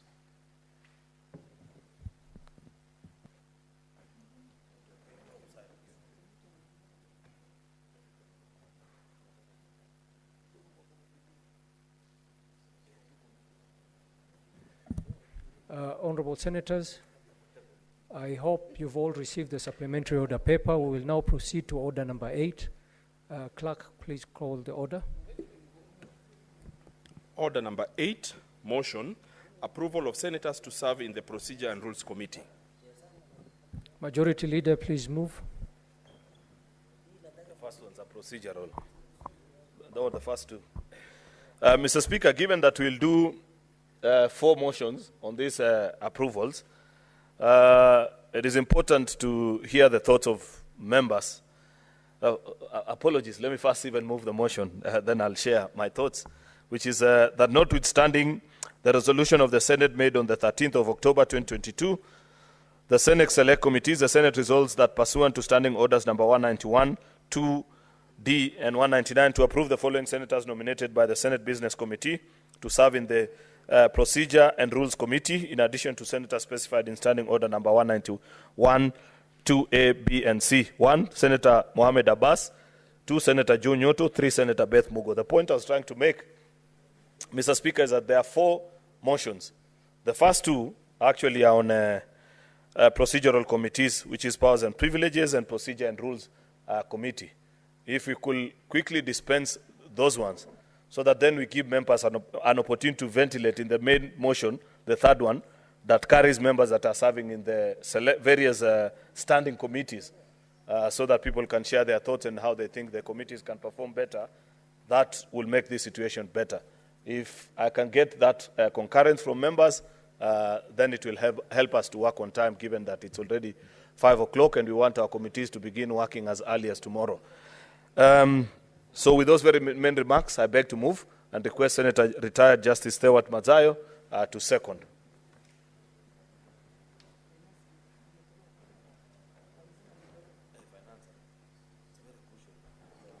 Thank you, Mr. Speaker, sir.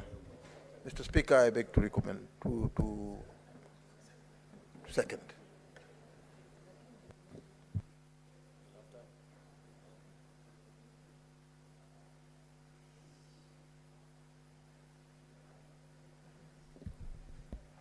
I think as requested by the Majority Leader, I'll proceed to propose the question straight away.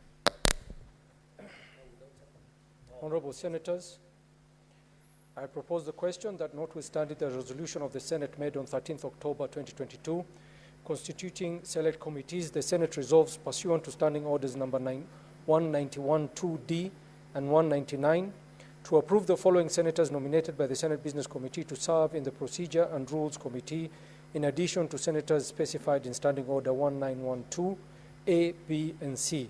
Senator Mohamed Abbas Sheikh, MP, Senator Joe Nyoto, MP, Senator Beth Siango, MP.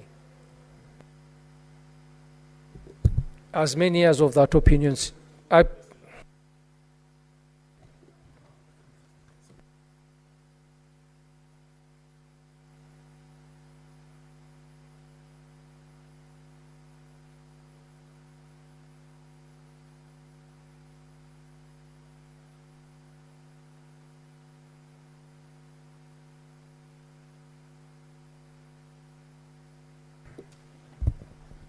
my apologies, Senators.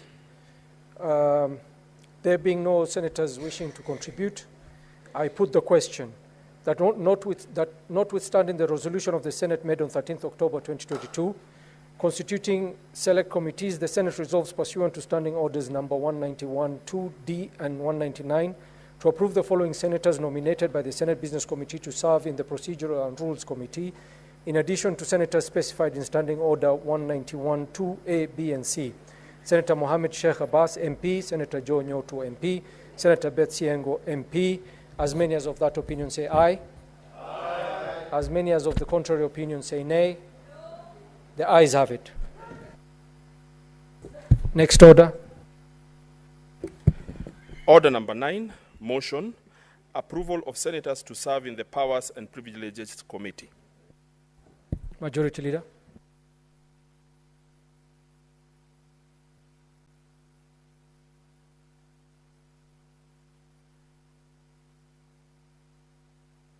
October 2022, constituting select committees, the Senate resolves pursuant to Section 15(1)(b)(2) of the Parliamentary Powers and Privilege Act and Standing Order 199 to approve the following senators nominated by the Senate Business Committee to serve in the Committees on Powers and Privileges, in addition to the Speaker of the Senate, who pursuant to Section 15(1)(b)(i) of the Parliamentary Powers and Privilege Act shall be the chairperson of a committee.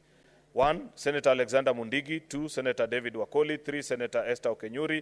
4, Senator Ome Omatinga. 5, Senator Shakila Abdallah. And 6, Senator Dr. Oburu Odinga.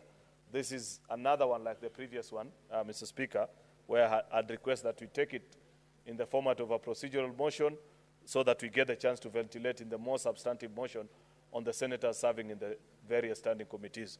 With those main remarks, Mr. Speaker, I request Senator Justice Matsayo, retired, to second. Mr. Speaker, I beg to second. Honorable Senators, I propose the question that notwithstanding the resolution of the Senate made on 13th October 2022, constituting select committees, the Senate resolves pursuant to Section 15(1)(b)(2) of the Parliamentary Powers and Privileges Act and Standing Order 199 to approve the following senators nominated by the Senate Business Committee to serve in the Committee on Powers and Privileges, in addition to the Speaker of the Senate, who pursuant to Section 15(1)(b)(1) of the Parliamentary Powers and Privileges Act shall be the chairperson of the committee. Senator Alexander Mundingi, MP, Senator David Wakoli, MP, Senator Esther Okenyuri, MP, Senator Wahome Wamatinga, MP, Senator Shakila Abdallah, MP, Senator Dr. Oburu Oginga, MP. There being no senators wanting to contribute, I shall put the question.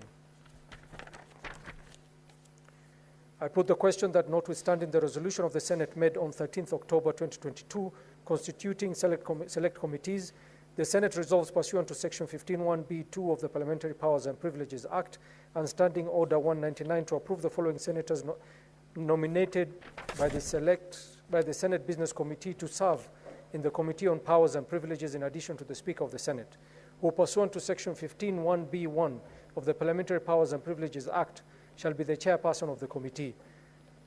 1, Senator Alexander Mundingi, MP, Senator David Wakoli, MP, Senator Esther Okinyuri, MP, Senator Wahome Wamatinga, MP, Senator Shakila Abdallah, MP, Senator Dr. Oburu Oginga, MP. As many as of that opinion say aye. Aye. As many as of the contrary opinion say nay.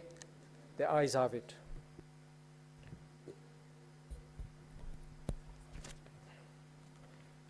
My apologies, Senators. I've been sitting on this chair for too long. It's been a long day for me. Clerk, can we confirm that we have quorum?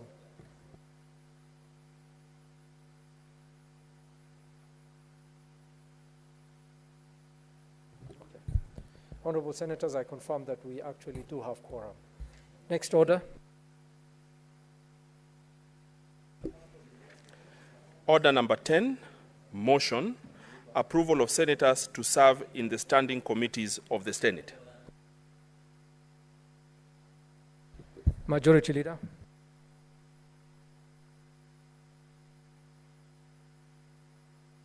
In the standing committees of the Senate, that notwithstanding the resolution of the Senate made on the 13th of October 2022, constituting the select committees, the Senate resolves that pursuant to standing orders 199 and 228, the fourth schedule to the standing orders, to approve the following senators nominated by the Senate Business Committee to serve in the standing committees of the Senate as follows. A, Agriculture, Livestock and Fisheries, which is 1, the following senators: David Wakoli, Alexander Mundigi, Alan Chesang, Wahome wa Matinga, Mohamed Abbas Sheikh, Moses Kajwang, Hezena Lemaletian, Catherine Muma, Professor Tom Ojenda.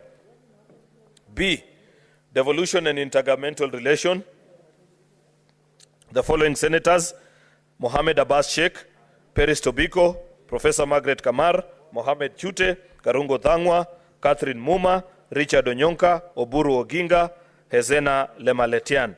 C, Education Committee, Professor Margaret Kamar, Senator Seki Olekanar, James Kamau Murango, John Deritu Kinywa, John Methu, Catherine Muma, Jones Mwaruma, Betty Montet, Agnes Kavindu. D, the following senators: Senator William Kisang, Danson Mungatana, Veronica Maina, Dr. Boni Halwale, James Lomonen, Ledama Olekina, Edwin Sifuna, Oburu Oginga, Beatrice Ogola. E, Finance and Budget Committee, the following senators: Ali Roba, Ibrahim, Tabitha Mutinda, Dr. Boni Halwale, Mariam Sheikh Omar, Esther Okenyuri, Eddie Okech, Mohamed Munyahaji Faki, Richard Onyonka, Shakila Abdallah. Health Committee F, the following senators: Jackson Mandago, Mariam Sheikh Omar, David Wakoli, Tabitha Mutinda, Joseph Githuku, Stewart Mazayo, Ledama Olekina, Richard Onyonka, Hamida Kibwana. G, which is Information, Communication and Technology. The following senators: Senator Alan Chesang, Miraj Abdillahi, William Kisang, Tabitha Keroche, Samson Cherargei, Hezena Lemaletian, Issa Boy Juma, Shakila Abdallah, Beatrice Ogola. H, Justice, Legal Affairs and Human Rights Committee, Senators Hilary Sigei, Rafael Chimera, Karen Nyamu, Veronica Maina, William Cheptumo, Okia Omtata, Tom Ojenda, Kristo Lasige, Daniel Maanzo. I, Committee on Labor and Social Welfare, the following senators: Julius Murgor, Lenku Olekanar, Gloria Ruoba, Alexander Mundigi, Miraj Abdullahi, Stewart Mazayo, Okongo Mogeni, Kristo Lasige, Beth Siengo. J, Land, Environment and Natural Resources, the following senators: Leleguel Tumbesi, William Cheptumo, Joe Nyutu, Mariam Sheikh, James Murango, Mohamed Munyehaji Faki, Beatrice Ogola, Abdul Haji, Jones Mwaruma. K, Committee on National Cohesion, Equal Opportunities and Regional Integration. 1, Senator Mohamed Chute. 2, Senator Joyce Korir. 3, Senator Mwenda Gataya. 4, Gloria Ruoba. 5, James Lomonen, Daniel Maanzo, Okia Omtata, Beth Siengo, Betty Montet. L, National Security, Defense and Foreign Relations. The following senators: Adan Fatuma Dulo, Karen Nyamu, Julius Murgor, Tabitha Keroche, Joseph Githuku, Edwin Sifuna, Abdul Haji, Tom Ojenda, Okongo Mogeni. M, Roads, Transportation and Housing. The following senators: John Deritu Kinywa, Peris Tobiko, Mohamed Chute, Leleguel Tumbes, Miraj Abdullahi, Enoch Wambua, Eddie Okech, Moses Kajwang, Senator Crystal Asige. N, Trade, Industrialization and Tourism. 1, Senator Esther Okenyuri. The following senators: Esther Okenyuri, Jackson Mandago, John Methu, Karungo Thangwa, George Mbugwa, Godfrey Osotsi, Boy Isa Juma, Hamida Kibwana, Okia Omtata. Mr. Speaker, it's now been 2 years and a few months since this fourth Senate commenced, and we have taken time to assess the performance of all our committees and the individual senators. There is no better chance than this particular time, Mr. Speaker, to grant the House the opportunity to evaluate and consider the various competence, regional balance, party diversity, so many things. A very difficult job, Mr. Speaker, of trying to balance the array of talent that we have in this House, Mr. Speaker. If there is a day, Mr. Speaker, that I feel completely stressed, sorry to say so, Mr. Speaker, is a day such as this. Because almost any senator can serve in any committee and perform as well. But, Mr. Speaker, we must also be cognizant of the fact that we are gifted and abled differently. And there are areas where people excel and other areas where, for one reason or the other, Mr. Speaker, you are valued to be better placed elsewhere, Mr. Speaker. And therefore, after consultation with the leadership of the House, together with colleague leaders from the other side of the aisle, Mr. Speaker, we have come up with this proposal to the House and are urging and seeking that the House do agree and support that we make these changes so that the committees can begin their work in earnest from tomorrow and the days thereafter, because this is a busy time, Mr. Speaker. We have the budget policy statement that we need to consider and so many other things that this House will be doing. There are only two things that I want to say. We must guard our integrity as a House, Mr. Speaker. And I want to say that we are deeply concerned as Senate Business Committee by certain accusations that continue to be leveled against maybe practices in the Senate which we cannot put our hands to. But we want to say that we shall be vigilant, Mr. Speaker, and that is why we have selected the members of the Powers and Privilege Committee and equally at SBC, where we shall keep keen attention to detail to ensure that our committees perform their duty in making sure that this House lives up to the expectation of Kenyans. Secondly, Mr. Speaker, is on the issue of attendance to committees. If you know that you don't have the time to attend a particular committee, I want to extend an olive branch that even after we pass this motion, please go to the office of the minority leader or the majority leader and request to be exempted from that particular committee. There is no need whatsoever, Mr. Speaker, for people to be listed as having been members in 1, 2, 3 committees while they know they don't have the time to serve in many other committees. People must appreciate that there is only so much that you can do as an individual, Mr. Speaker. As majority leader, for example, I know for a fact that given the demands of my office, both within and without the pressings of this parliament, it is not tenable for me to give maximum attention to the works of a committee, much as I wish to serve in some of the committees of this House. And therefore, for that reason, I have exempted myself from serving in any particular committee. Secondly, Mr. Speaker, you will find that there are members who, as a leadership, maybe we have felt that your competence will serve us better in a particular committee. But if you feel strongly about it that indeed you don't have the time and the opportunity to serve in that particular committee, we will avail the opportunity, Mr. Speaker, and I don't mind bringing another motion. We have done it many times before, Mr. Speaker, so that people can serve in committees where they feel they are comfortable to. Therefore, we shall be monitoring. Members, we are aware that by the time we were concluding last session, most committees were struggling for quorum. If a committee, Mr. Speaker, votes for 2 or 3 times because of absence of quorum, the better thing is to dissolve that committee and give other members an opportunity to serve there. Therefore, this is not a warning, it is not a threat, Mr. Speaker, but it is a fact that as SBC, we shall be checking on the attendance of committees, Mr. Speaker. There is a reason why registers are kept.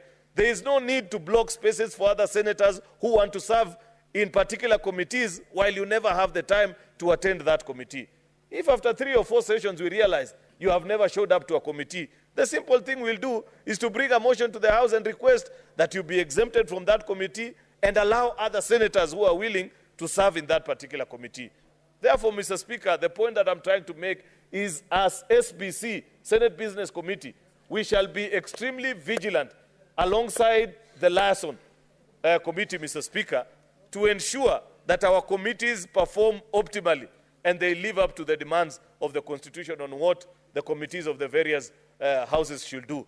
Therefore, Mr. Speaker, because I can see time is moving, I know maybe colleagues may want to say 1 or 2 things about this particular issue, I don't know, or they'd wish that we proceed as was the case in the previous 2 other motions, Mr. Speaker. I want to end it at that, Mr. Speaker, because I am aware that we still have actually another motion on the other committees that you are here to consider. And given that time is far much spent, Mr. Speaker, I don't think I need to say more than that. With those very many remarks, Mr. Speaker, I beg to move and request the Leader of Minority, retired Justice Stewart Mazayo, to second. I thank you, Mr. Speaker. Senator Mazayo. Asante Mstahiki Spika. Mstahiki Spika, kwanza nataka kusema kwamba ilikuwa mtihani mkubwa sana kufikia hapa tulipofika hivi leo, kwa sababu kuchagua maseneta na kuwaweka katika hizi kamati ambazo tuko nazo ndani ya bunge la Senate si kazi rahisi. Kwa upande wa maseneta walio wachache, tumejaribu tunavyoweza ama inavyowezekana kuona kwamba kila tulemchagua ni seneta ambaye tunajua ni mkakamavu katika lile eneo ambalo tumempatia. Kwa hiyo mimi nataka kuunga tu mkono na kusema ya kwamba hawa maseneta wote ambao wameweza kuwekwa katika hii taarifa ya leo ni kwamba wana ujuzi, wanao taaluma, wanao akili na uwezo wa kutekeleza wajibu wa yale majukumu ambayo tumewapatia. Bwana Spika, tukiwa hapa hivi sasa na kwamba tumeweza kuwachagua hawa maseneta ambao watakuwa katika hizi kamati, Bwana Spika, si kazi rahisi. Mara nyingi tunaona ya kwamba kamati nyingi kama wakati ule mwingine tuliokuwa nao hazikuweza pengine kuendelea na mkutano kwa sababu maseneta wengine wamekuwa wamekosekana. Si kazi rahisi pia kuweza kujua maseneta wako na majukumu mengi katika zile nyadhifa wanazotoka, katika yale makaunti wanayotoka. Na katika hizo kazi zote ambazo wanazifanya ni kazi muhimu kwa taifa la Kenya. Lakini Bwana Spika, ni kwamba tumekuwa na upungufu saa nyingine ya kuwa na maseneta wanaokamilika ili kuweza kuendesha ule mkutano.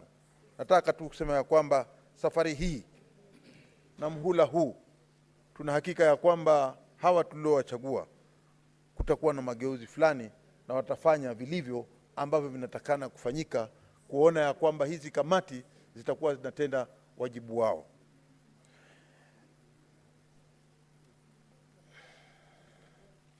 Bwana Spika, la mwisho tu mimi nataka kuwatakia kila laheri nikiunga mkono hii list ya hawa wote tuliowaweka hapa na kuweza kusecond hii. Ni kwamba nawatakia kila laheri katika haya majukumu. Si majukumu rahisi, lakini wananchi katika Kenya popote walipo wanaangalia kuona ya kwamba je, bunge la Senate safari hii litatekeleza wajibu wake. Na niko na imani na nyinyi nyote maseneta mlioko hapa, kwa upande wa walio wengi na kwa upande wa walio wachache, sote tukishirikiana, nina imani ya kwamba tutaleta ile sifa yetu ambayo tunajulikana ya kwamba bunge la Senate ni bunge linaweza kutangaza, linaweza kukata kesi, linaweza kufanya kazi yake kisawasawa katika kamati zote za ndani zilizo ndani ya Senate na kuona haki imetendeka kwa Wakenya wote. Asante Bwana Spika. Naunga mkono.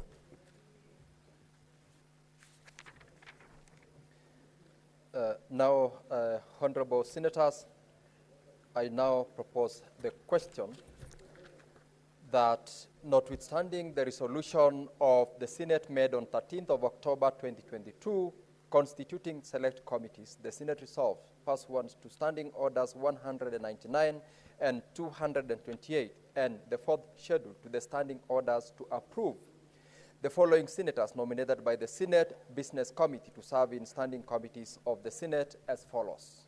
Under the Committee on Agriculture, Livestock and Fisheries, Senator David Wakoli MP, Senator Alexander Mundigi MP, Senator Alan Chesang MP, Senator, take your seat, Senator Lelengwe. Take your seat. I will proceed. Senator Wahome Wamatinga MP, Senator Mohamed Abbas Sheikh MP, Senator Moses Kajwang MP, Senator Hezena Lemaletian MP, Senator Catherine Muma MP, and Senator Professor Tom Ojenda MP. Under Devolution and Intergovernmental Relations, Senator Mohammed Abbas Sheikh, Senator Peris Tobiko, Senator Professor Margaret Kamar, Senator Mohammed Tute, Senator Karungu Thangwa, Senator Catherine Muma, Senator Richard Onyonka, Senator Dr. Oburu Oginga, and Senator Hezena Lemaletian. Under the Education Committee, Senator Professor Margaret Kamar, Senator Seki Lengu Olekanar, Senator James Kamau Murango, Senator Nderitu John Kinywa, Senator John Methu MP, Senator Catherine Muma, Senator John Sumaruma, Senator Betty Montet, and Senator Agnes Kavindu Mudhama. The Committee on Energy, the following: Senator William Kisang, Senator Danson Mungatana, Senator Veronica Maina, Senator Dr. Boni Halwale, Senator James Lomelen, Senator Ledama Olekina, Senator Edwin Sifuna, Senator Dr. Oburu Oginga, and Senator Beatrice Ogola.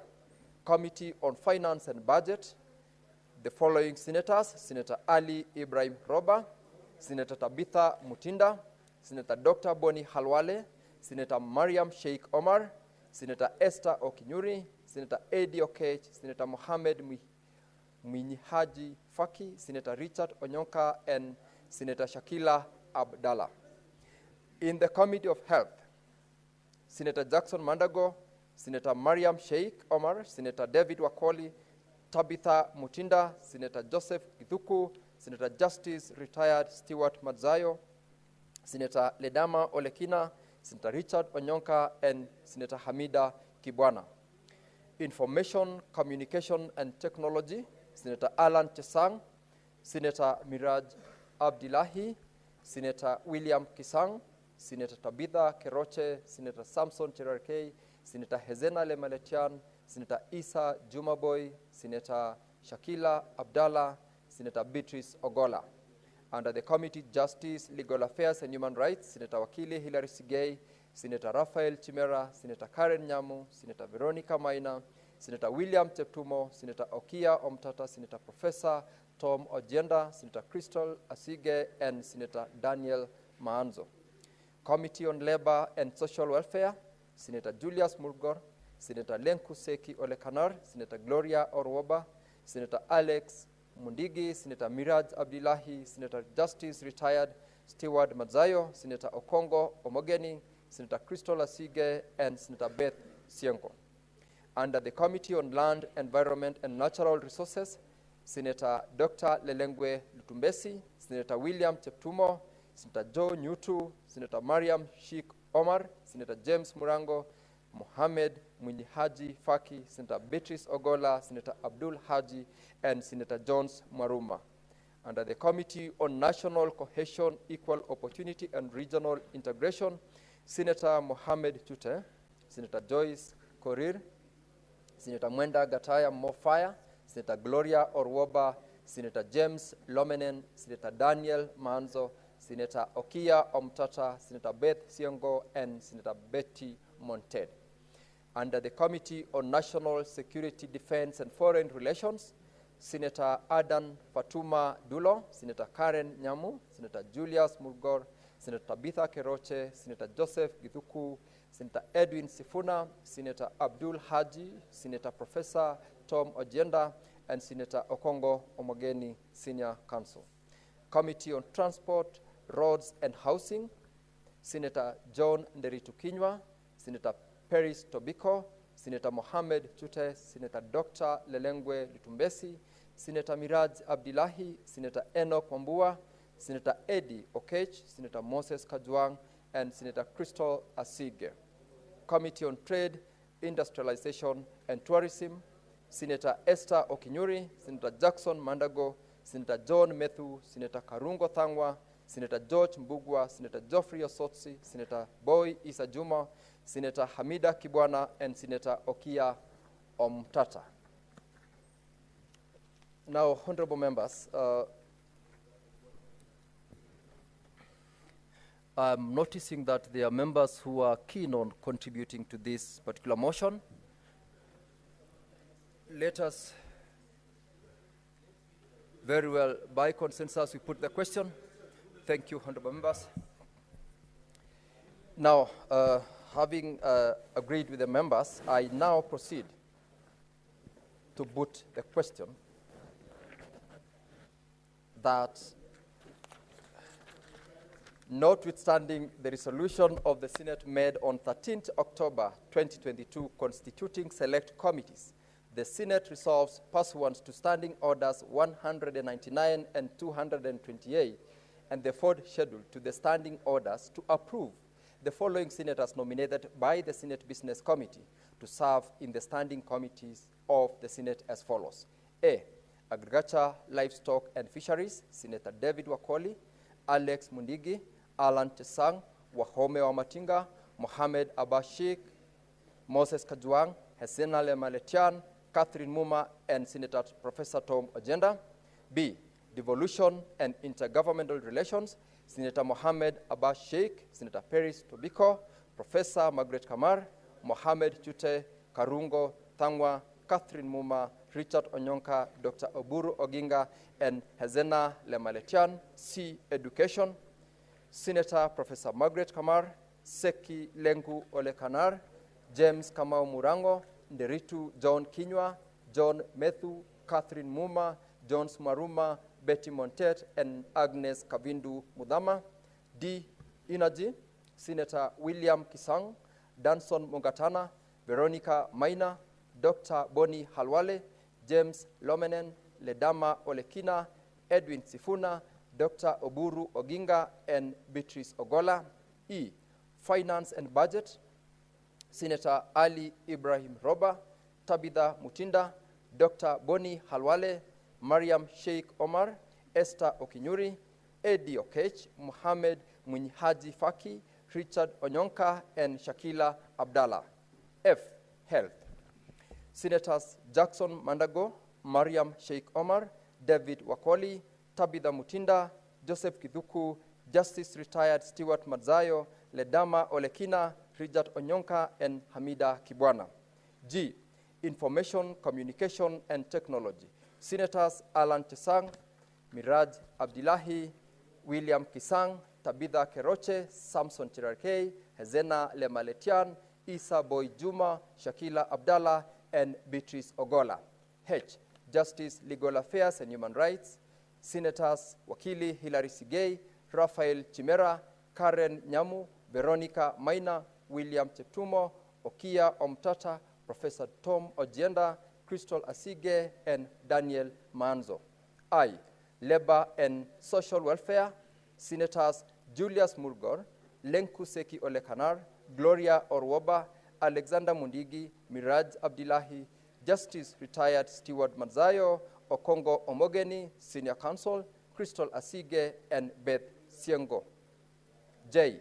Land, Environment, and Natural Resources, Senators Dr. Lelengwe Lutumbesi, William Cheptumo, Joe Nyutu, Mariam Sheikh Omar, James Murango, Mohamed Mwinyi Haji Faki, Beatrice Ogola, Abdul Haji, and Jones Maruma.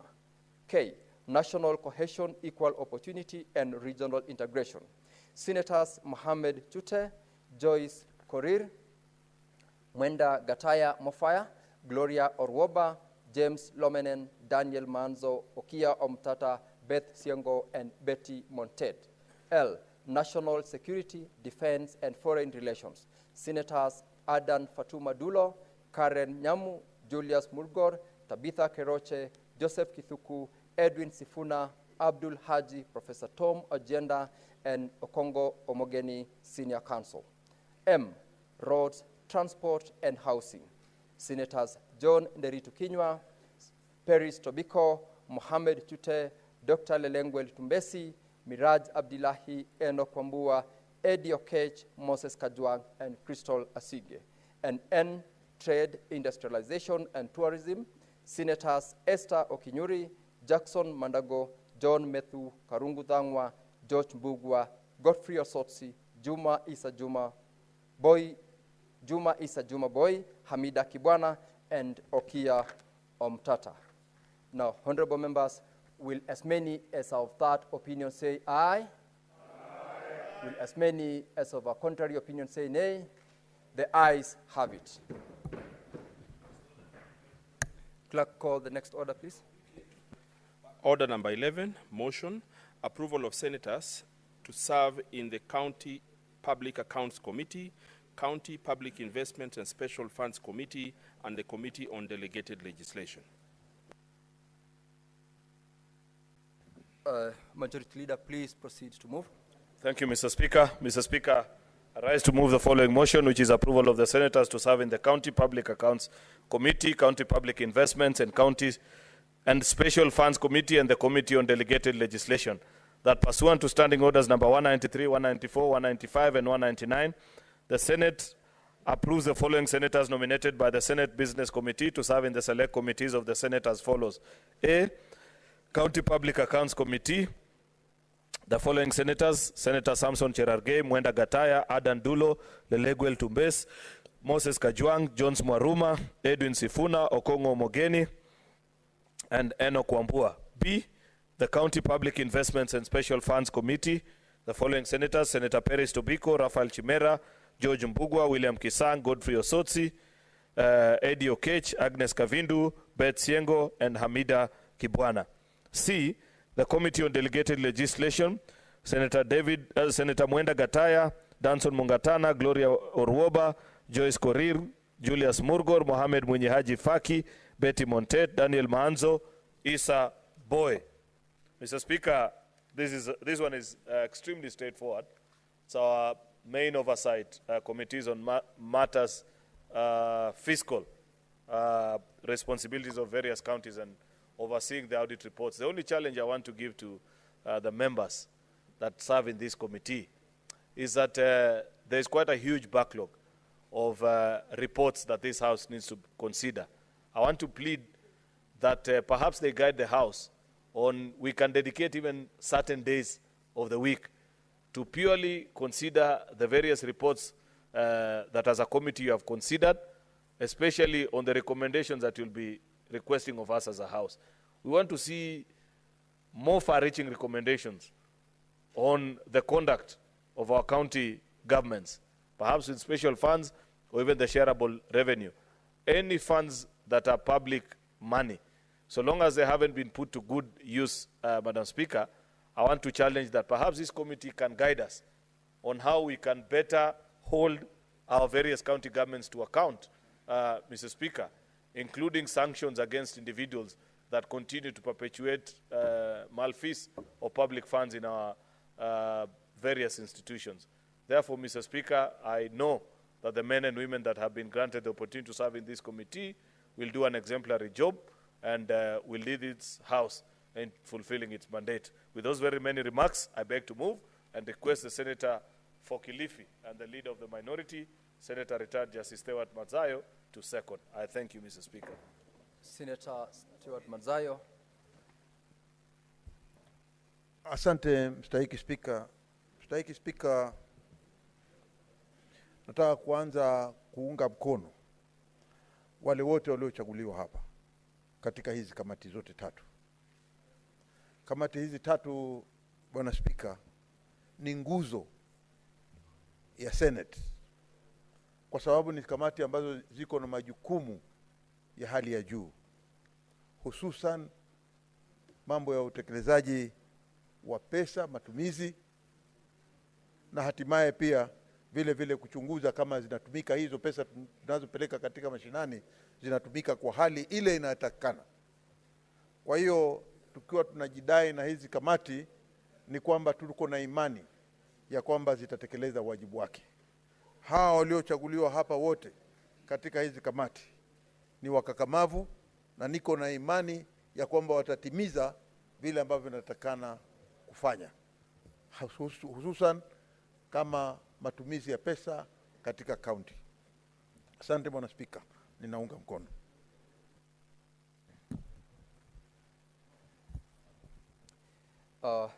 Now, having heard the second of the motion, I now propose the question that pursuant to Standing Order number 193, Standing Order 194, and Standing Order 195, as well as Standing Order 199, the Senate approves the following senators nominated by the Senate Business Committee to serve in select committees of the Senate as follows. A, County Public Accounts Committee. Senator Samson Cherargei, Mwenda Gataya Mofaya, Adan Dulo Fatuma, Dr. Lelengwe Tumbesi, Moses Kajuang, Jones Maruma, Edwin Sifuna, Okongo Omogeni, and Enoch Wambua. Under B, County Public Investments and Special Funds Committee, Senators Peris Tobiko, Raphael Chimera, George Mbugwa, William Kisang, Godfrey Osotsi, Eddie Okech, Agnes Kavindu, Beth Siango, and Hamida Kibwana. Under C, Committee on Delegated Legislation, Senators Mwenda Gataya Mofaya, Danson Mungatana, Gloria Orwoba, Joyce Korir, Julius Murgor, Mohamed Mwinyi Haji Faki, Betty Monted, Daniel Manso, and Boy Isa Juma. Honorable members, similarly, this is a motion that I can see there are members who have expressed interest to contribute, but being a procedural motion, prior to putting the question, honorable members, confirm the quorum. I will proceed to put the question that pursuant to standing orders number 193, 194, 195, and 199, the Senate approves the following senators nominated by the Senate Business Committee to serve in the select committees of the Senate as follows. A, County Public Accounts Committee, Senators Samson Cherargei, Senator Mwenda Gataya, Adan Dulo Fatuma, Dr. Lelengwe Lutumbesi, Moses Kajuang, Jones Maruma, Edwin Sifuna, Okongo Omogeni, and Enoch Wambua. Under B, County Public Investments and Special Funds Committee, Senators Peris Tobiko, Raphael Chimera, George Mbugwa, William Kisang, Godfrey Osotsi, Eddie Okech, Agnes Kavindu, Beth Siengo, and Hamida Kibwana. C, Committee on Delegated Legislation, Senators Mwenda Gataya Mofaya, Danson Mungatana, Gloria Orwoba, Joyce Korir, Julius Murgor, Mohamed Mwinyi Haji Faki, Betty Monted, Daniel Manzo, and Boy Isa Juma. Honorable members, having determined that this does not affect counties, I now proceed to ask the question. Will as many as of that opinion say aye? Aye. Will as many as of a contrary opinion say nay? The ayes have it.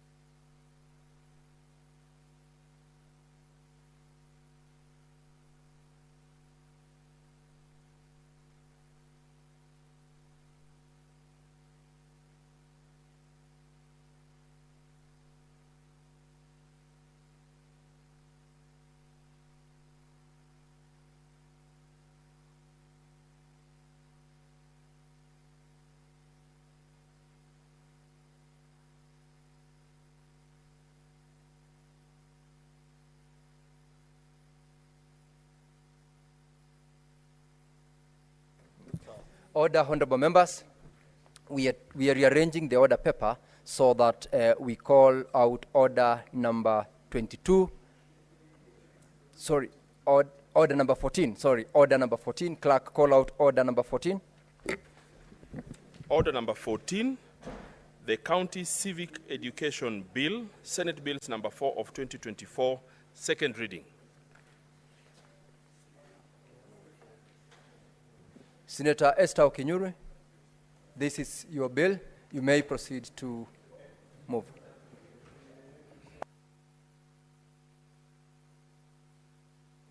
Senator Boni Halwale.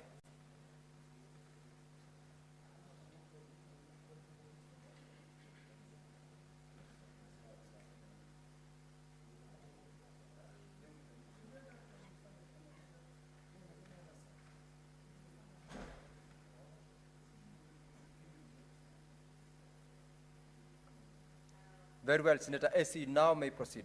Yes, thank you, Mr. Speaker. I beg to move that the County Civic Education Bill, that is Senate Bills number 4 of 2024, be read a second time. Mr. Speaker, sir, the 2010 Constitution of Kenya ushered in a new era of devolution, granting significant powers and resources to our 47 county governments. However, devolution is not just about transferring power from the national government to counties. It's also about ensuring that every citizen understands their role in this new system of governance. And unfortunately, many of our people remain unaware of their rights, responsibilities, and the opportunities available under them under devolution. This gap in knowledge undermines the very essence of public participation, which is the cornerstone of our democracy. Mr. Speaker, sir, I rise today with great pride and deep sense of responsibility to move the County Civic Education Bill for consideration by this August House, because this bill, if passed, will not just be another piece of legislation, it will be a transformative tool that seeks to empower every Kenyan at the grassroots level by equipping them with knowledge and tools necessary to actively participate in governance. And that's why I say an informed citizenry is able to make decisions on their own choices and live on a daily basis. Mr. Speaker, sir, the County Civic Education Bill seeks to address this gap by establishing a framework for systematic and continuous civic education at the county level, and therefore this bill aims to do the following.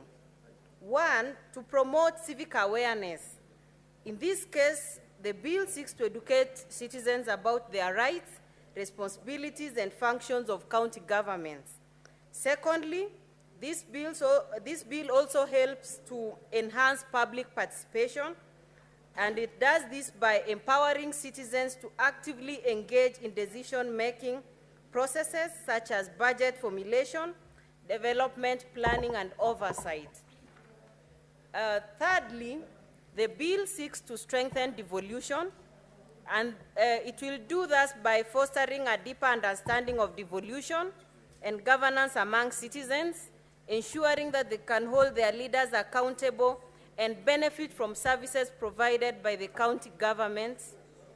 And therefore, devolution, because devolution is still a relatively new concept for many Kenyans, and without proper education, its full potential cannot be realized. Fourthly, the bill seeks to combat misinformation. Mr. Speaker, sir, we live in an era which has currently been, there is a lot of misinformation happening, both on social media and on daily engagements on the ground. So therefore, with the right civic education being given to citizens, we'll be able to provide accurate and reliable information to counter false narratives and promote transparency in governance. This bill also seeks to promote inclusivity, and it does this by ensuring that marginalized groups, including women, youth, persons with disabilities, and minority communities are not left behind in civic education programs. These groups often face barriers to participation, and this bill will ensure that their voices are heard On this part, I would wish to also mention that I know the women representatives have a fund to promote civic education. I would like to also welcome them to support this proposal because already that is captured in their lines of funding.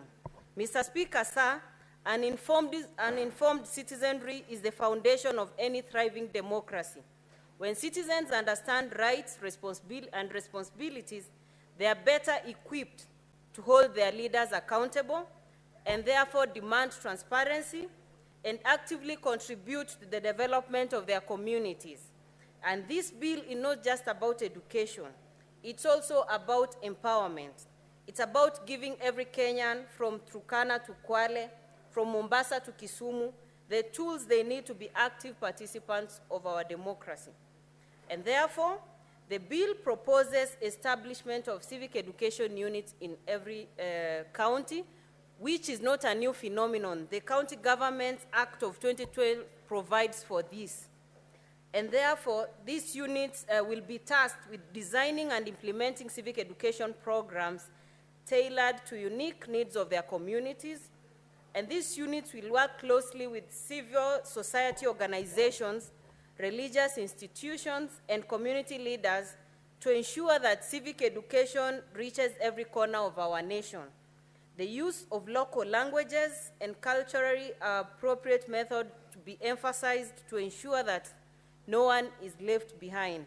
Mr. Speaker, no one is left behind is one of the SDGs. We are approaching 2030. I hope we will live to the truth and letter of the one phrase, no one is left behind. Additionally, Mr. Speaker, the bill mandates regular reporting and evaluation to ensure that these programs are effective and responsive to the needs of people. This is not just is not a one-size-fits-all approach. It is a dynamic, inclusive, and a framework that recognizes the diversity of our nation. Mr. Speaker, sir, the passage of this bill is not just a legislative duty. It's a moral imperative. It's our responsibility as leaders to ensure that every Kenyan is empowered with the knowledge they need to fully participate in our democracy. I want to urge members that let us pass this bill and take a bold step towards building a more informed, engaged, empowered nation.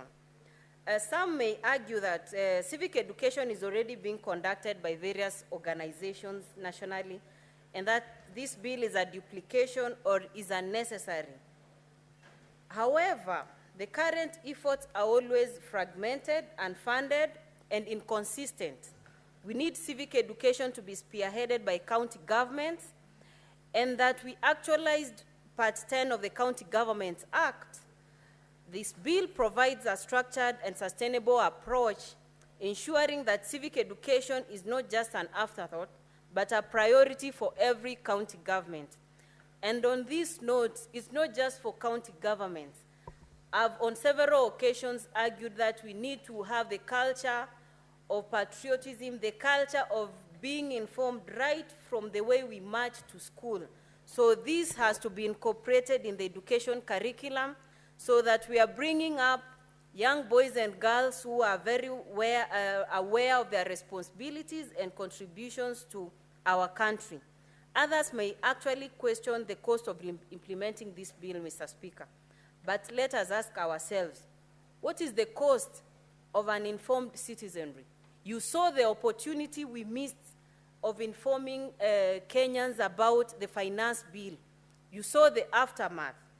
So we would rather invest in having people informed than suffer the cost of this country burned into ashes, Mr. Speaker. What is the cost of poor governance, mismanagement of resources, and lack of accountability?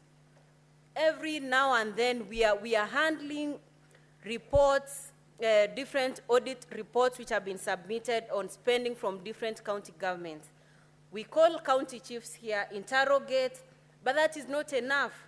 If we were electing people who are able to take responsibility for their actions, we would be having very few of such cases being listened to by the Senate. And therefore, The investment we are making in civic education today will yield dividends for generations to come.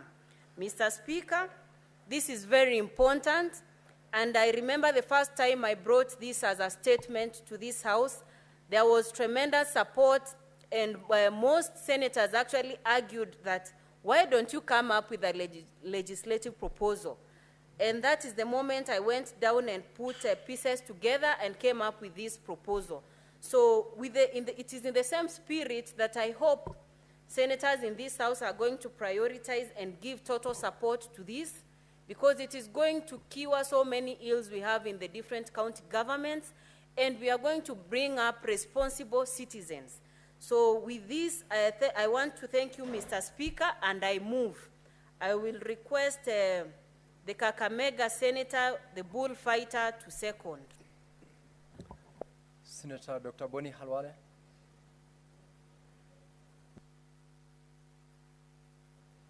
Thank you, Mr. Speaker, sir. Honorable Speaker, I rise to second this very important bill as moved by Senator Ikanyuri. Mr. Speaker, a bill whose purpose is to establish a legal framework for the promotion of civic education in Kenya and make it, Mr. Speaker, an essential tool for building responsible citizenship. Responsible citizenship is a bill whose time is now. Members of the public would like to be consulted by their representatives when those representatives are making decisions on their behalf. But they don't want to take the responsibility of being prepared so as when now they meet their representatives, they can articulate issues within the framework of lawmaking. What do I mean, Mr. Speaker? I mean that, like, if you go to a place like Kakamega, the county assembly, yesterday, or I don't know, today or something, has made a decision that all public land held in Kakamega will move to leasehold. Essentially, Mr. Speaker, therefore, saying that people must pay rents. This was done, Mr. Speaker, without public participation. Why? Why would people of Mokolonya, Mr. Speaker, want to move from freehold to leasehold on ancestral property so as to attract payment of rents, of land rents? Why would the people of Mayakalo, why would the people of Butsotso from Shea Ward ever support this kind of thing? So had there been this wisdom as moved by Senator Okenyuri, where there is civic education, then the citizens of Kakamega would not only be given an opportunity, would not only have been given an opportunity, but, Mr. Speaker, would take responsibility by telling those MCS, don't you dare. How do you ask people to pay rents? You're a lawyer on freehold land, just by dint of Governor Baraza signing that this land from today henceforth moves from freehold to leasehold. We need to be consulted. My roots, if the governor of Kakamega doesn't know, are in Bokolonya, where our ancestral land belonging to Muse Liuba Khalwal, the father of Ngosi Liuba, the father of Bukhala Liuba, the father of Shiamia Liuba. That land now, Baraza wants the children who are my cousins, now to start paying for this. We will not accept. And what a timely moment. I want to appeal to the people of Kakamega to take it easy. We are around. That misadventure will not take place, Mr. Speaker. Mr. Speaker, as I support this bill, I look at the provisions in Clause 5. Clause 5, Mr. Speaker, is the one that is making civic education mandatory. And it is saying public officials, including elected and appointed officials at national and county levels, shall undergo a mandatory civic education and training on their roles, responsibilities, and obligations as public servants.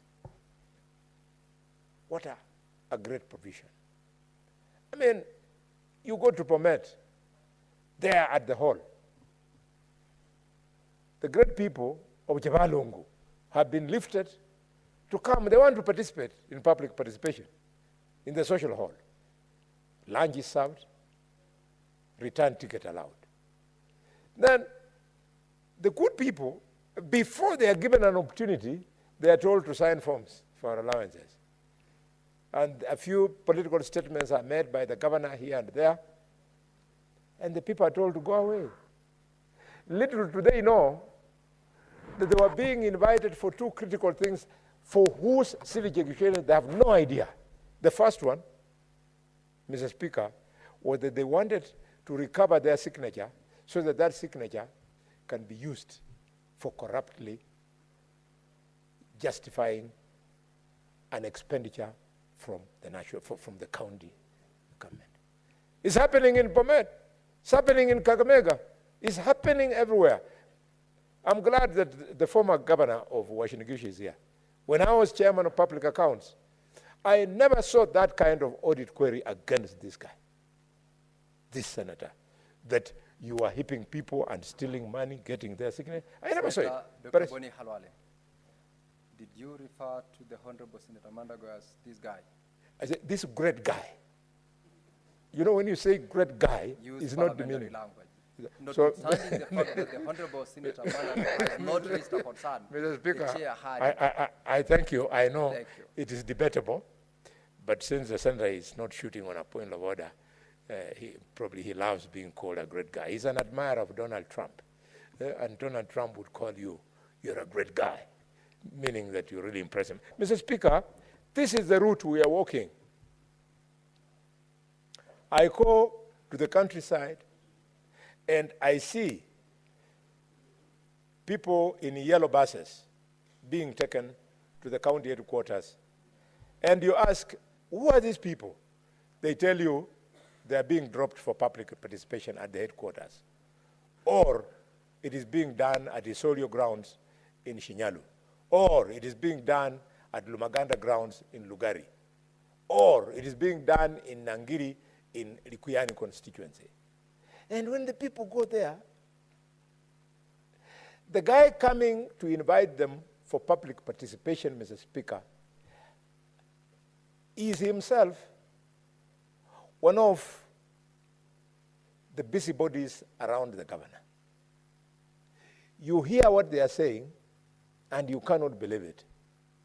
And at the very worst, Mr. Speaker, in some of the cases, you'll find that people have been brought in Kericho from Anapkoi to come and do public participation, or the county government has gone to Anapkoi. When they go there, the people who make contributions are the people from the governor's office. These ones were just supposed to do a make-believe. I really support this provision. Mr. Speaker, the provision in Clause 8 on the functions of the unit, which are tabulated here, are truly innovative, and I support because they form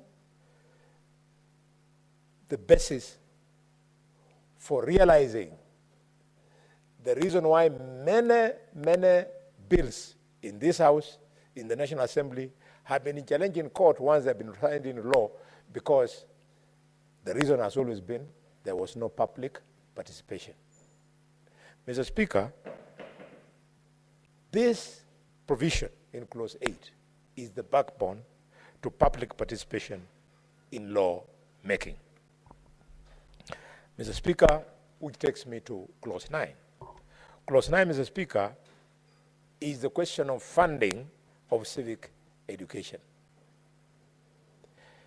It provides that a county government shall ensure that part of the county government's annual budget is allocated towards funding of civic education activities in the county.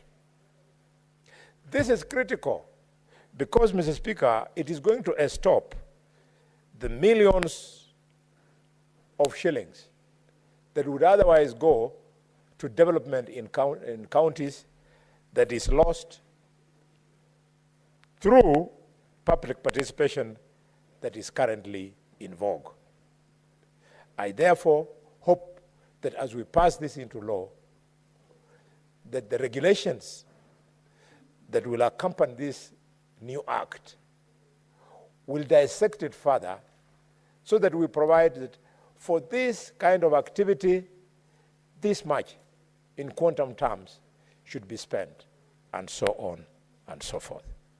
Mr. Speaker, having said that, there is a point which I cannot end without speaking to, the issue of corruption.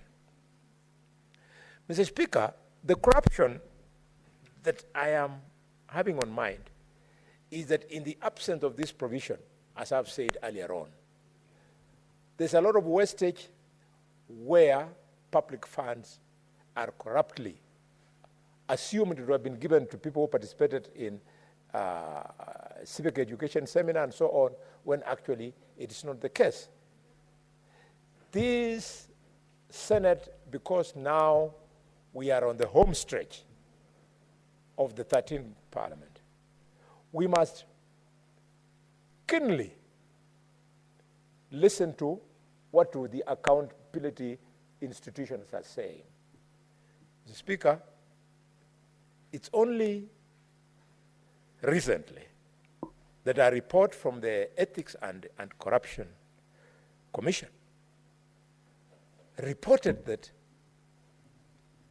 the rate of corruption is so high in the counties that, Mr. Speaker, up to 16 billion shillings, 16 billion shillings was lost on ghost workers. And the report goes further, Mr. Speaker, to shame those counties where the rate is highest at 100%. And in this list of shame of the counties with 100% rate of corruption are the following counties. Leading the counties of list of shame is Nyamira County, followed by Baringo County, followed by Kakamega County, Siaya County, Bungoma County, Turkana County, West Pokot, Samburu, Nandi, and Kisumu. I don't know what happened in my community, Mr. Speaker. This is not a tribal statement. We all belong to some communities. I don't know what happened. I don't know where Masinde Muliro is, whether sometimes his bones turn in the grave or he wakes up and weeps. I don't know whether Martin Shukuku does the same. I don't know whether Michael Kijana Wamalwa, George Welime Captain, whether they turn for this kind of rubbish that in this short list of shame, our two major counties, the biggest Kakamega, followed by the second biggest Bungoma, are making the list of counties with 100% rate of corruption. I'm appealing to our governors. This is not an insult. Go and think about this. This vanity. Where do you want to go with 1 billion shillings of public funds, Mr. Speaker?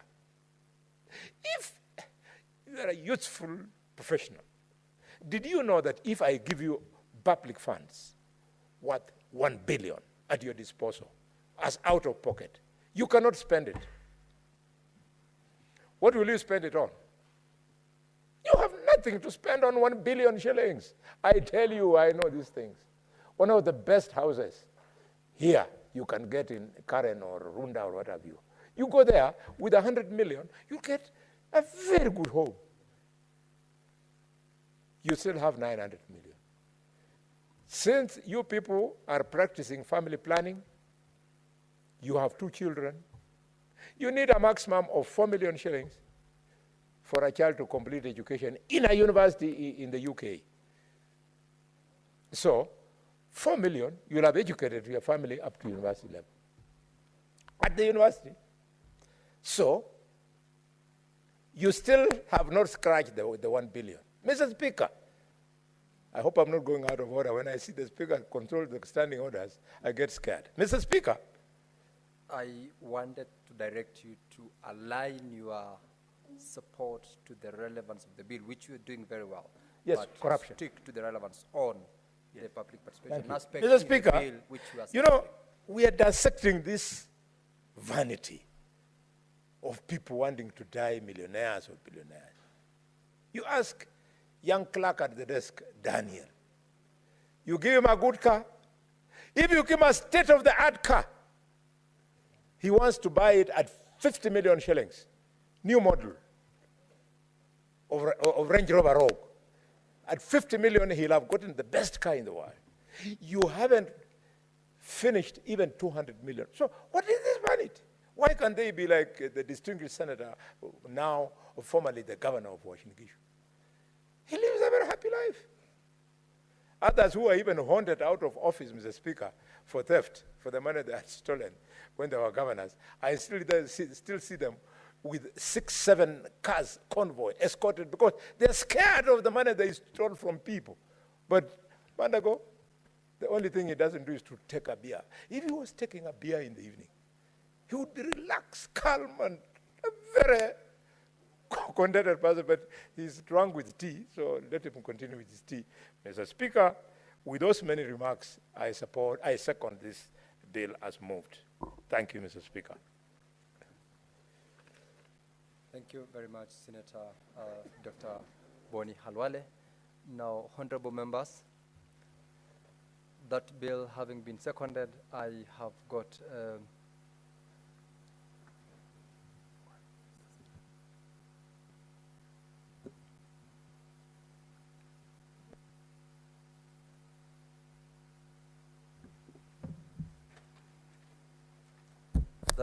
honorable members, that bill having been seconded, I noticed there are quite a number of members who are willing to speak to the bill. Before I allow them to comment, I now propose the question that the County Civic Education Bill, Senate Bills number 4 of 2024, be now read the second time. I will start with Senator from Mombasa, Senator Mwinyi Mohamed Faki.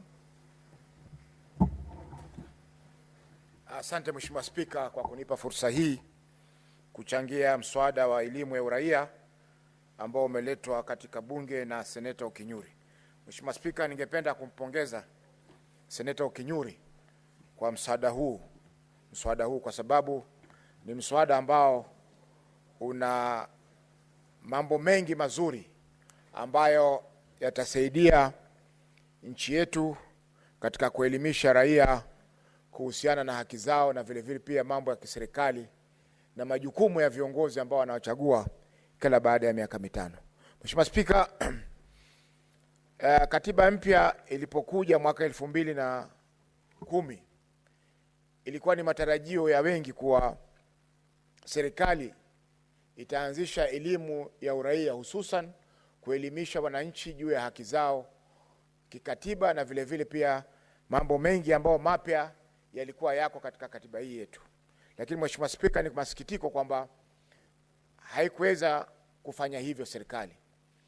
Na nafikiri hii imefanywa kusudi ili kuendelea kuwapoteza raia kuhusiana na haki zao ambazo wako nazo.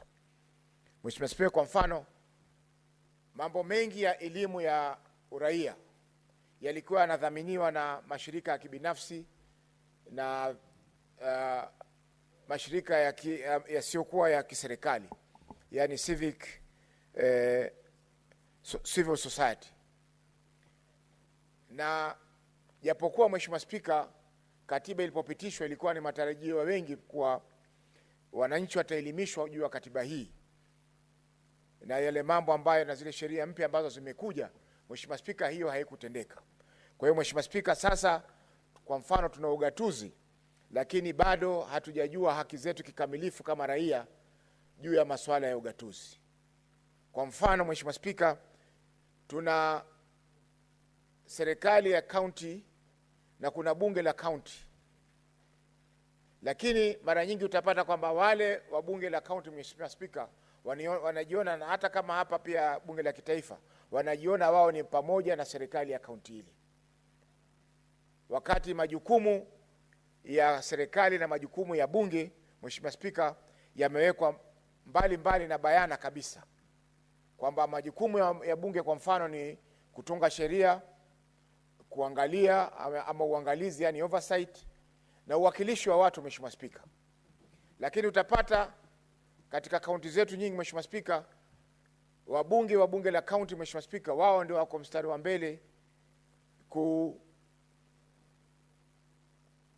support ama kuunga mkono yale mambo ambayo yanafanywa na zile serikali za kaunti ambao ni kinyume na sheria. Mheshimiwa Spika, utapata Mheshimiwa Spika, mbunge wa bunge la kaunti ameongoza watu kwenda kutoa maoni katika zile vikao vya elimu ama vikao vya uhusishaji raia, yani public participation, kuunga mkono swala ambalo yeye mwenyewe kiakilini mwake hajalielewa. Mheshimiwa Spika, utapata kwamba vikao vingi vya uhusishaji umma, Mheshimiwa Spika, vinafanywa bila ya kuwaandaa kikamilifu wananchi katika sehemu zile. Utapata kama kwa mfano Mombasa, mkutano ni leo, jana jioni ndio wanatuma vile makaratasi ama yale mambo ambayo yatajadiliwa katika mikutano ile. Mheshimiwa Spika, hiyo inafanya kwa raia hawana mchango wowote wa kuweza kutoa wakati mambo kama haya yanajadiliwa, na mara nyingi wakiulizwa wanasema tumepitisha ama tumekubali na mambo yanakwisha. Kwa hiyo Mheshimiwa Spika, mswada huu utatoa mfumo, Mheshimiwa Spika, ambao kwanza utawawezesha wananchi kusoma katiba yao mara kwa mara. Vile vile utawapa nafasi wananchi, Mheshimiwa Spika, kujua haki zao katika serikali zao za county na vile vile pia serikali kuu ya kitaifa. Mheshimiwa Spika, pia mswada huu una lengo la kuwezesha kubadilisha mfumo wetu wa siasa, kwa sababu Mheshimiwa Spika, wananchi watakuwa wanajua ni sababu gani tunachagua viongozi na vipi majukumu ya viongozi wale. Mheshimiwa Spika, pia vile vile mswada huu utasaidia raia kuweza kujua haki zao kikamilifu. Tukiangalia Mheshimiwa Spika, katiba yetu ina haki karibu 51. Kuna haki karibu 51 hapa, ukiangalia kutoka kifungu cha 19 kinachozungumzia haki mpaka kifungu cha 51, Mheshimiwa Spika, ambazo zote hizi ni haki ambazo wananchi wanatakana waziweze kuzijua na kuweza kuzifuatilia. Lakini Mheshimiwa Spika, kwa sasa wengi watakwambia haki ambao nilionao mimi ni haki ya kuishi, haki ya elimu kwa mfano, na haki ya kujieleza, freedom of expression, na zile nyingine zote Mheshimiwa Spika 51 ama 48 wananchi hawezi kujijua. Kwa mfano Mheshimiwa Spika, kwa sasa kuna vitu vingi ambavyo vinauziwa wananchi wetu, lakini hawajui vipi wataweza kujitetea haki zao, kwa mfano kama vile vyombo ama vile vitu ambavyo wananunua vina madhara ya kibinadamu. Mheshimiwa Spika, vile vile pia itasaidia wananchi kutaka huduma njema zaidi ama huduma nzuri zaidi kutoka kwa viongozi, kwa sababu Mheshimiwa Spika, ukishajua haki yako utaweza kujua ni njia gani ambazo mimi nitafuatilia haki zile ili ziweze kutekelezwa. Mheshimiwa Spika, vile vile sheria hii itawapa majukumu serikali za kaunti na pia serikali ya kitaifa kuweza kufanya mikakati ya kuweza kuelimisha raia. Kwa sasa Mheshimiwa Spika, hakuna mikakati yoyote ambayo serikali imeweka kuweza kuelimisha raia kuhusiana na mambo ambayo yanatendeka katika serikali na vile vile mambo ambayo yanatendeka katika nchi yetu. Mheshimiwa Spika, jukumu hili pia litatokea kwa kila kiongozi ambaye atachaguliwa wa kitaifa na vile vile pia wa kikaunti. Watakuwa na jukumu la kufanya elimu ya uraia, Mheshimiwa Spika, kuhusiana na majukumu yao na mambo mengine yao inayohusu kama wafanyikazi wa serikali. Hichi ni katika kifungu cha 5, Mheshimiwa Spika, ambacho ni muhimu sana, kwa sababu hata hivi sasa ukiangalia, Mheshimiwa Spika, wengi, hata sisi wabunge na maseneta, wengi wetu hawajui majukumu yao. Mheshimiwa Spika, utapata gavana anakwenda katika hafla akiandamana na wabunge wote wa bunge la kaunti, na ukiangalia yale ambao anakwenda kufanya pale, Mheshimiwa Spika, hayahusiani kabisa na majukumu yao wale wabunge wa kaunti, au vile vile wabunge wa kaunti wanashindwa kuuliza maswali kwa gavana kuhusiana na vile kazi ambazo wanatakana wafanyiwe na serikali ya kaunti. Kwa hiyo Mheshimiwa Spika, hii itatoa fursa nzuri ya kuweza kuelimisha viongozi wanapochaguliwa, Mheshimiwa Spika, ili wasifuje mali ya umma kama inavyoendelea kwa sasa katika nchi yetu. Vile vile Mheshimiwa Spika, hii itawapa nafasi nzuri ya kuweza kuwapima kama wanafanya kazi zao kisawasawa au hawafanyi kazi zao kisawasawa. Mheshimiwa Spika, zile vikundi ambavyo vitakuwa vifanya majukumu yao, Mheshimiwa Spika, pia vimezungumziwa katika kifungu cha 8, kifungu cha 7 na cha 8. Mheshimiwa Spika, kifungu cha 9 kinasema kwamba ni jukumu la serikali ya kaunti kutenga kiwango fulani cha bajeti yake kila mwaka ili kufanikisha hii elimu ya uraia, Mheshimiwa Spika. Na Mheshimiwa Spika, jukumu hili pia lazima liweke katika bajeti ya serikali kuu. Mheshimiwa Spika, tumeambiwa leo jana kwamba bajeti ya mwaka ujao itakuwa ni trilioni 4.2. Mheshimiwa Spika, lazima kuwe na kiwango fulani ambacho kimetengwa katika bajeti hiyo ili kuhakikisha kuwa wananchi wanapata elimu ya uraia kuhusiana na majukumu yao na haki zao katika serikali yetu ya Kenya. Mheshimiwa Spika, tumeona pia kwamba serikali kuu itakuwa na nafasi ya kutoa zile tunaita conditional grants kwa serikali za kaunti ili ziweze kukuza vipaji ama uwezo wa serikali zetu za kaunti kuweza kufanya hii elimu ya uraia. Mheshimiwa Spika, pia kuna kuandikishwa kwa wale ambao watakuwa wakitoa elimu hii ili elimu yenyewe iwe ni yenye kujulikana na vile vile pia iweze kusaidia, sio elimu ambayo inatolewa bila ya mpango wote. Mheshimiwa Spika, kwa hakika mswada huu, Mheshimiwa Spika, utasaidia pakubwa kujenga ugatuzi na vile vile pia kujenga elimu katika nchi yetu ya Kenya. Mheshimiwa Spika, naona pia kutakuwa na nafasi ya waziri kutengeneza sheria andamizi ili kuhakikisha kwamba haya ambayo yamezungumziwa katika mswada huu yanatekelezwa kikamilifu, Mheshimiwa Spika.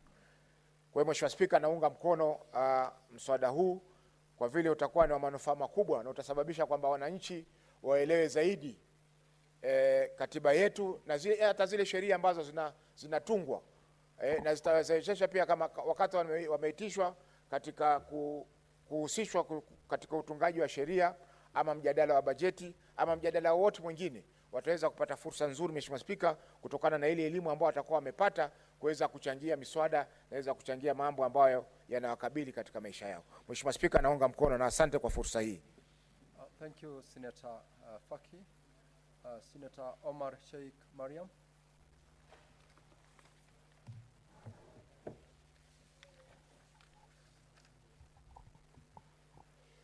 Thank you, Mr. Speaker, for giving me this opportunity. First of all, I appreciate the senator. I support to contribute to the bill, which is introduced by Senator Esi, County Civil Education Bill. Mr. Speaker, civil education is the fundamental aspect of fostering the informed and engaged citizens. Mr. Speaker, this civil education normally shape the society, understand their rights and the fundamental responsibilities. Mr. Speaker, this civil education bill will also citizens to participate in citizen in governance and to know their fundamental right. Mr. Speaker, this bill, there is section part 2, section 4. This is national and the county governments shall provide a civil education by. This is collaboration between content of the career of the civil education, taking into account the provision of the Article 33 of the Constitution. Mr. Speaker, this also facilitates the establish the channels and the forum of the education, the civil education. Mr. Speaker, when we educate our civil citizens on these civil educations, we, when it comes to specifically the budget making, they know their rights. Currently, what's happening in the county issues is something we cannot explain because most of the projects is abandoned or installed because of public participations. That is, you are not engaging the correct people for the projects to be implemented. Mr. Speaker, if we pass this bill, we educate our citizens, our voters, their rights. The right in the budget, the right in their projects implementations, the right in oversight. Oversight is not only for senators to do it, is the citizen also to do it. When the budget, we pass the budget, county budget from here, but it's citizens there also to account. Transparency and accountability also depend on the citizens. Mr. Speaker, why are we in 47 county? We are mess because our citizens are, our voters, our citizens are not educated well. Mr. Speaker, when it comes to this budget issue, the county normally call individual people to tell them to pass the budget. But now, in 90% of the county people, citizens are not involved, those educated ones. So for formality, they are doing it when, because there is no civil education on the participants, on the participations of the governance and accountabilities of this.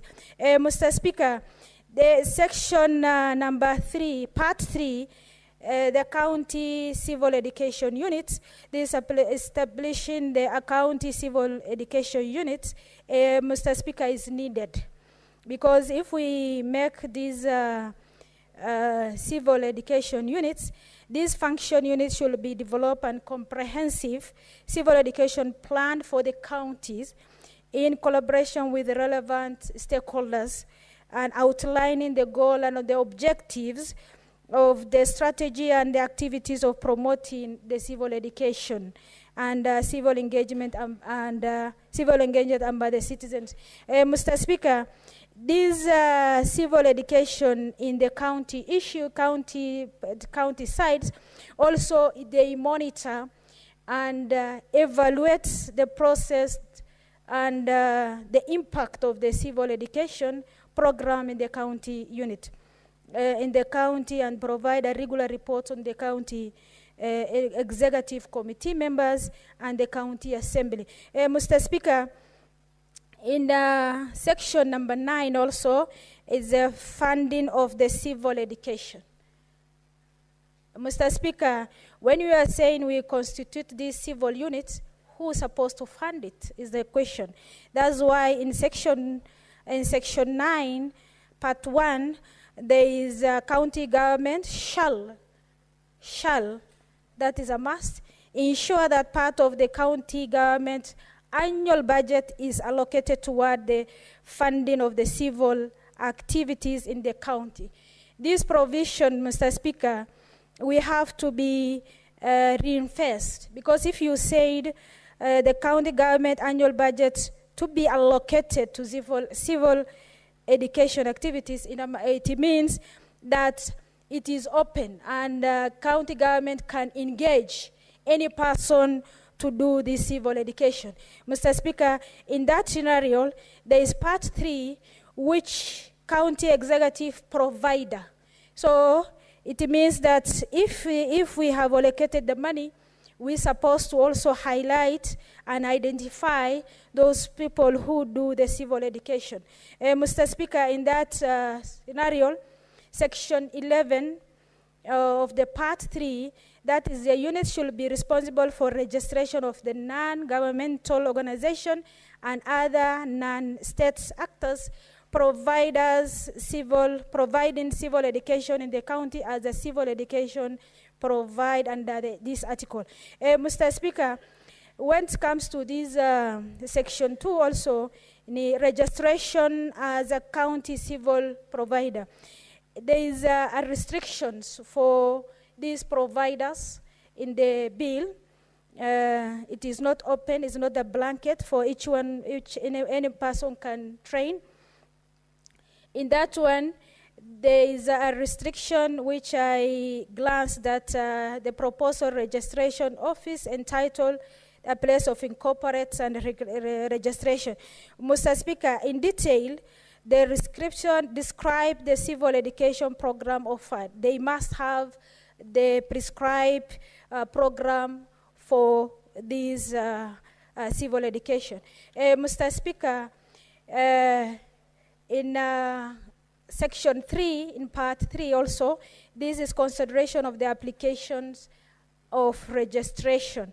Mr. Speaker, in this unit, the section shall, the unit shall within 60 days upon receiving of the application under section 10, consider the application toward with required document. There must be a requirement document conducting due diligence and on applicant. Mr. Speaker, with these registrations and upcoming with the units, there must be also unit must be, as you register, there must be also the registration. Because when you register, there must be other, maybe some cartels who don't normally do the required work. There must be also the registration for the units, stakeholders. Mr. Speaker, civil education is very important, and this framework for the promotion of civil education in Kenya as essential tools for building responsible citizens and civil education, civil engagement, and democratic values among the citizens. Mr. Speaker, if we pass this bill, our youth will know their rights. They do the oversight themselves. They do transparency and accountability for each of the leaders, especially for the county issues, because, Mr. Speaker, we are wiring a lot of money to the counties, and the county people, they are misusing the money in not giving an engagement to the to the citizens. That's why, as I earlier said, there is stall projects, and also during transitions, most of the county government decide to abandon the county project which has been started by other governor, but proceed to start another one by the new governor. Mr. Speaker, all this is because of not engaging the citizens. if we create a responsible citizen to know their rights and fundamental rights, the governance and accountability, Mr. Speaker, we are among the developed countries. Mr. Speaker, with all those remarks, I support the bill. Honorable members, there being no other member who is seeking to contribute to this bill, I'll call upon Senator Mulgore. I can't see your name in the dashboard. Very well. In the next,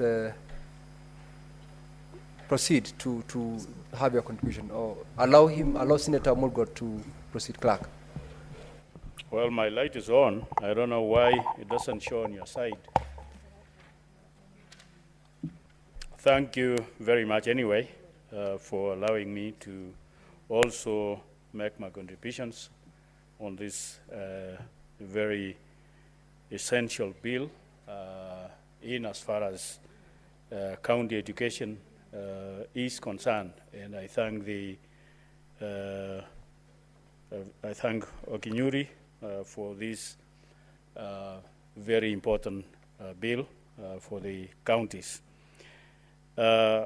This bill, in as far as my understanding is concerned, is seeking to equip the citizens or the county members and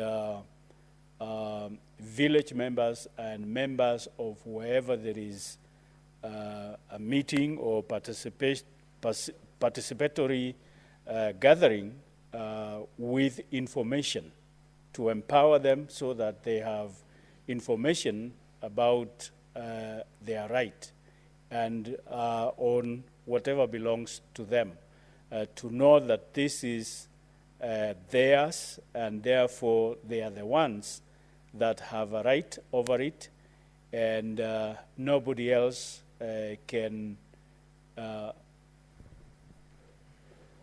Senator Mulgore, when the House resumes, you will have your 19 minutes to continue submitting to the bill when the House resumes. Now, Honorable Senators, it is now 6:30 p.m., time to adjourn the Senate. The Senate therefore stands adjourned until tomorrow, Thursday, 13th of February, 2025 at 2:30 p.m.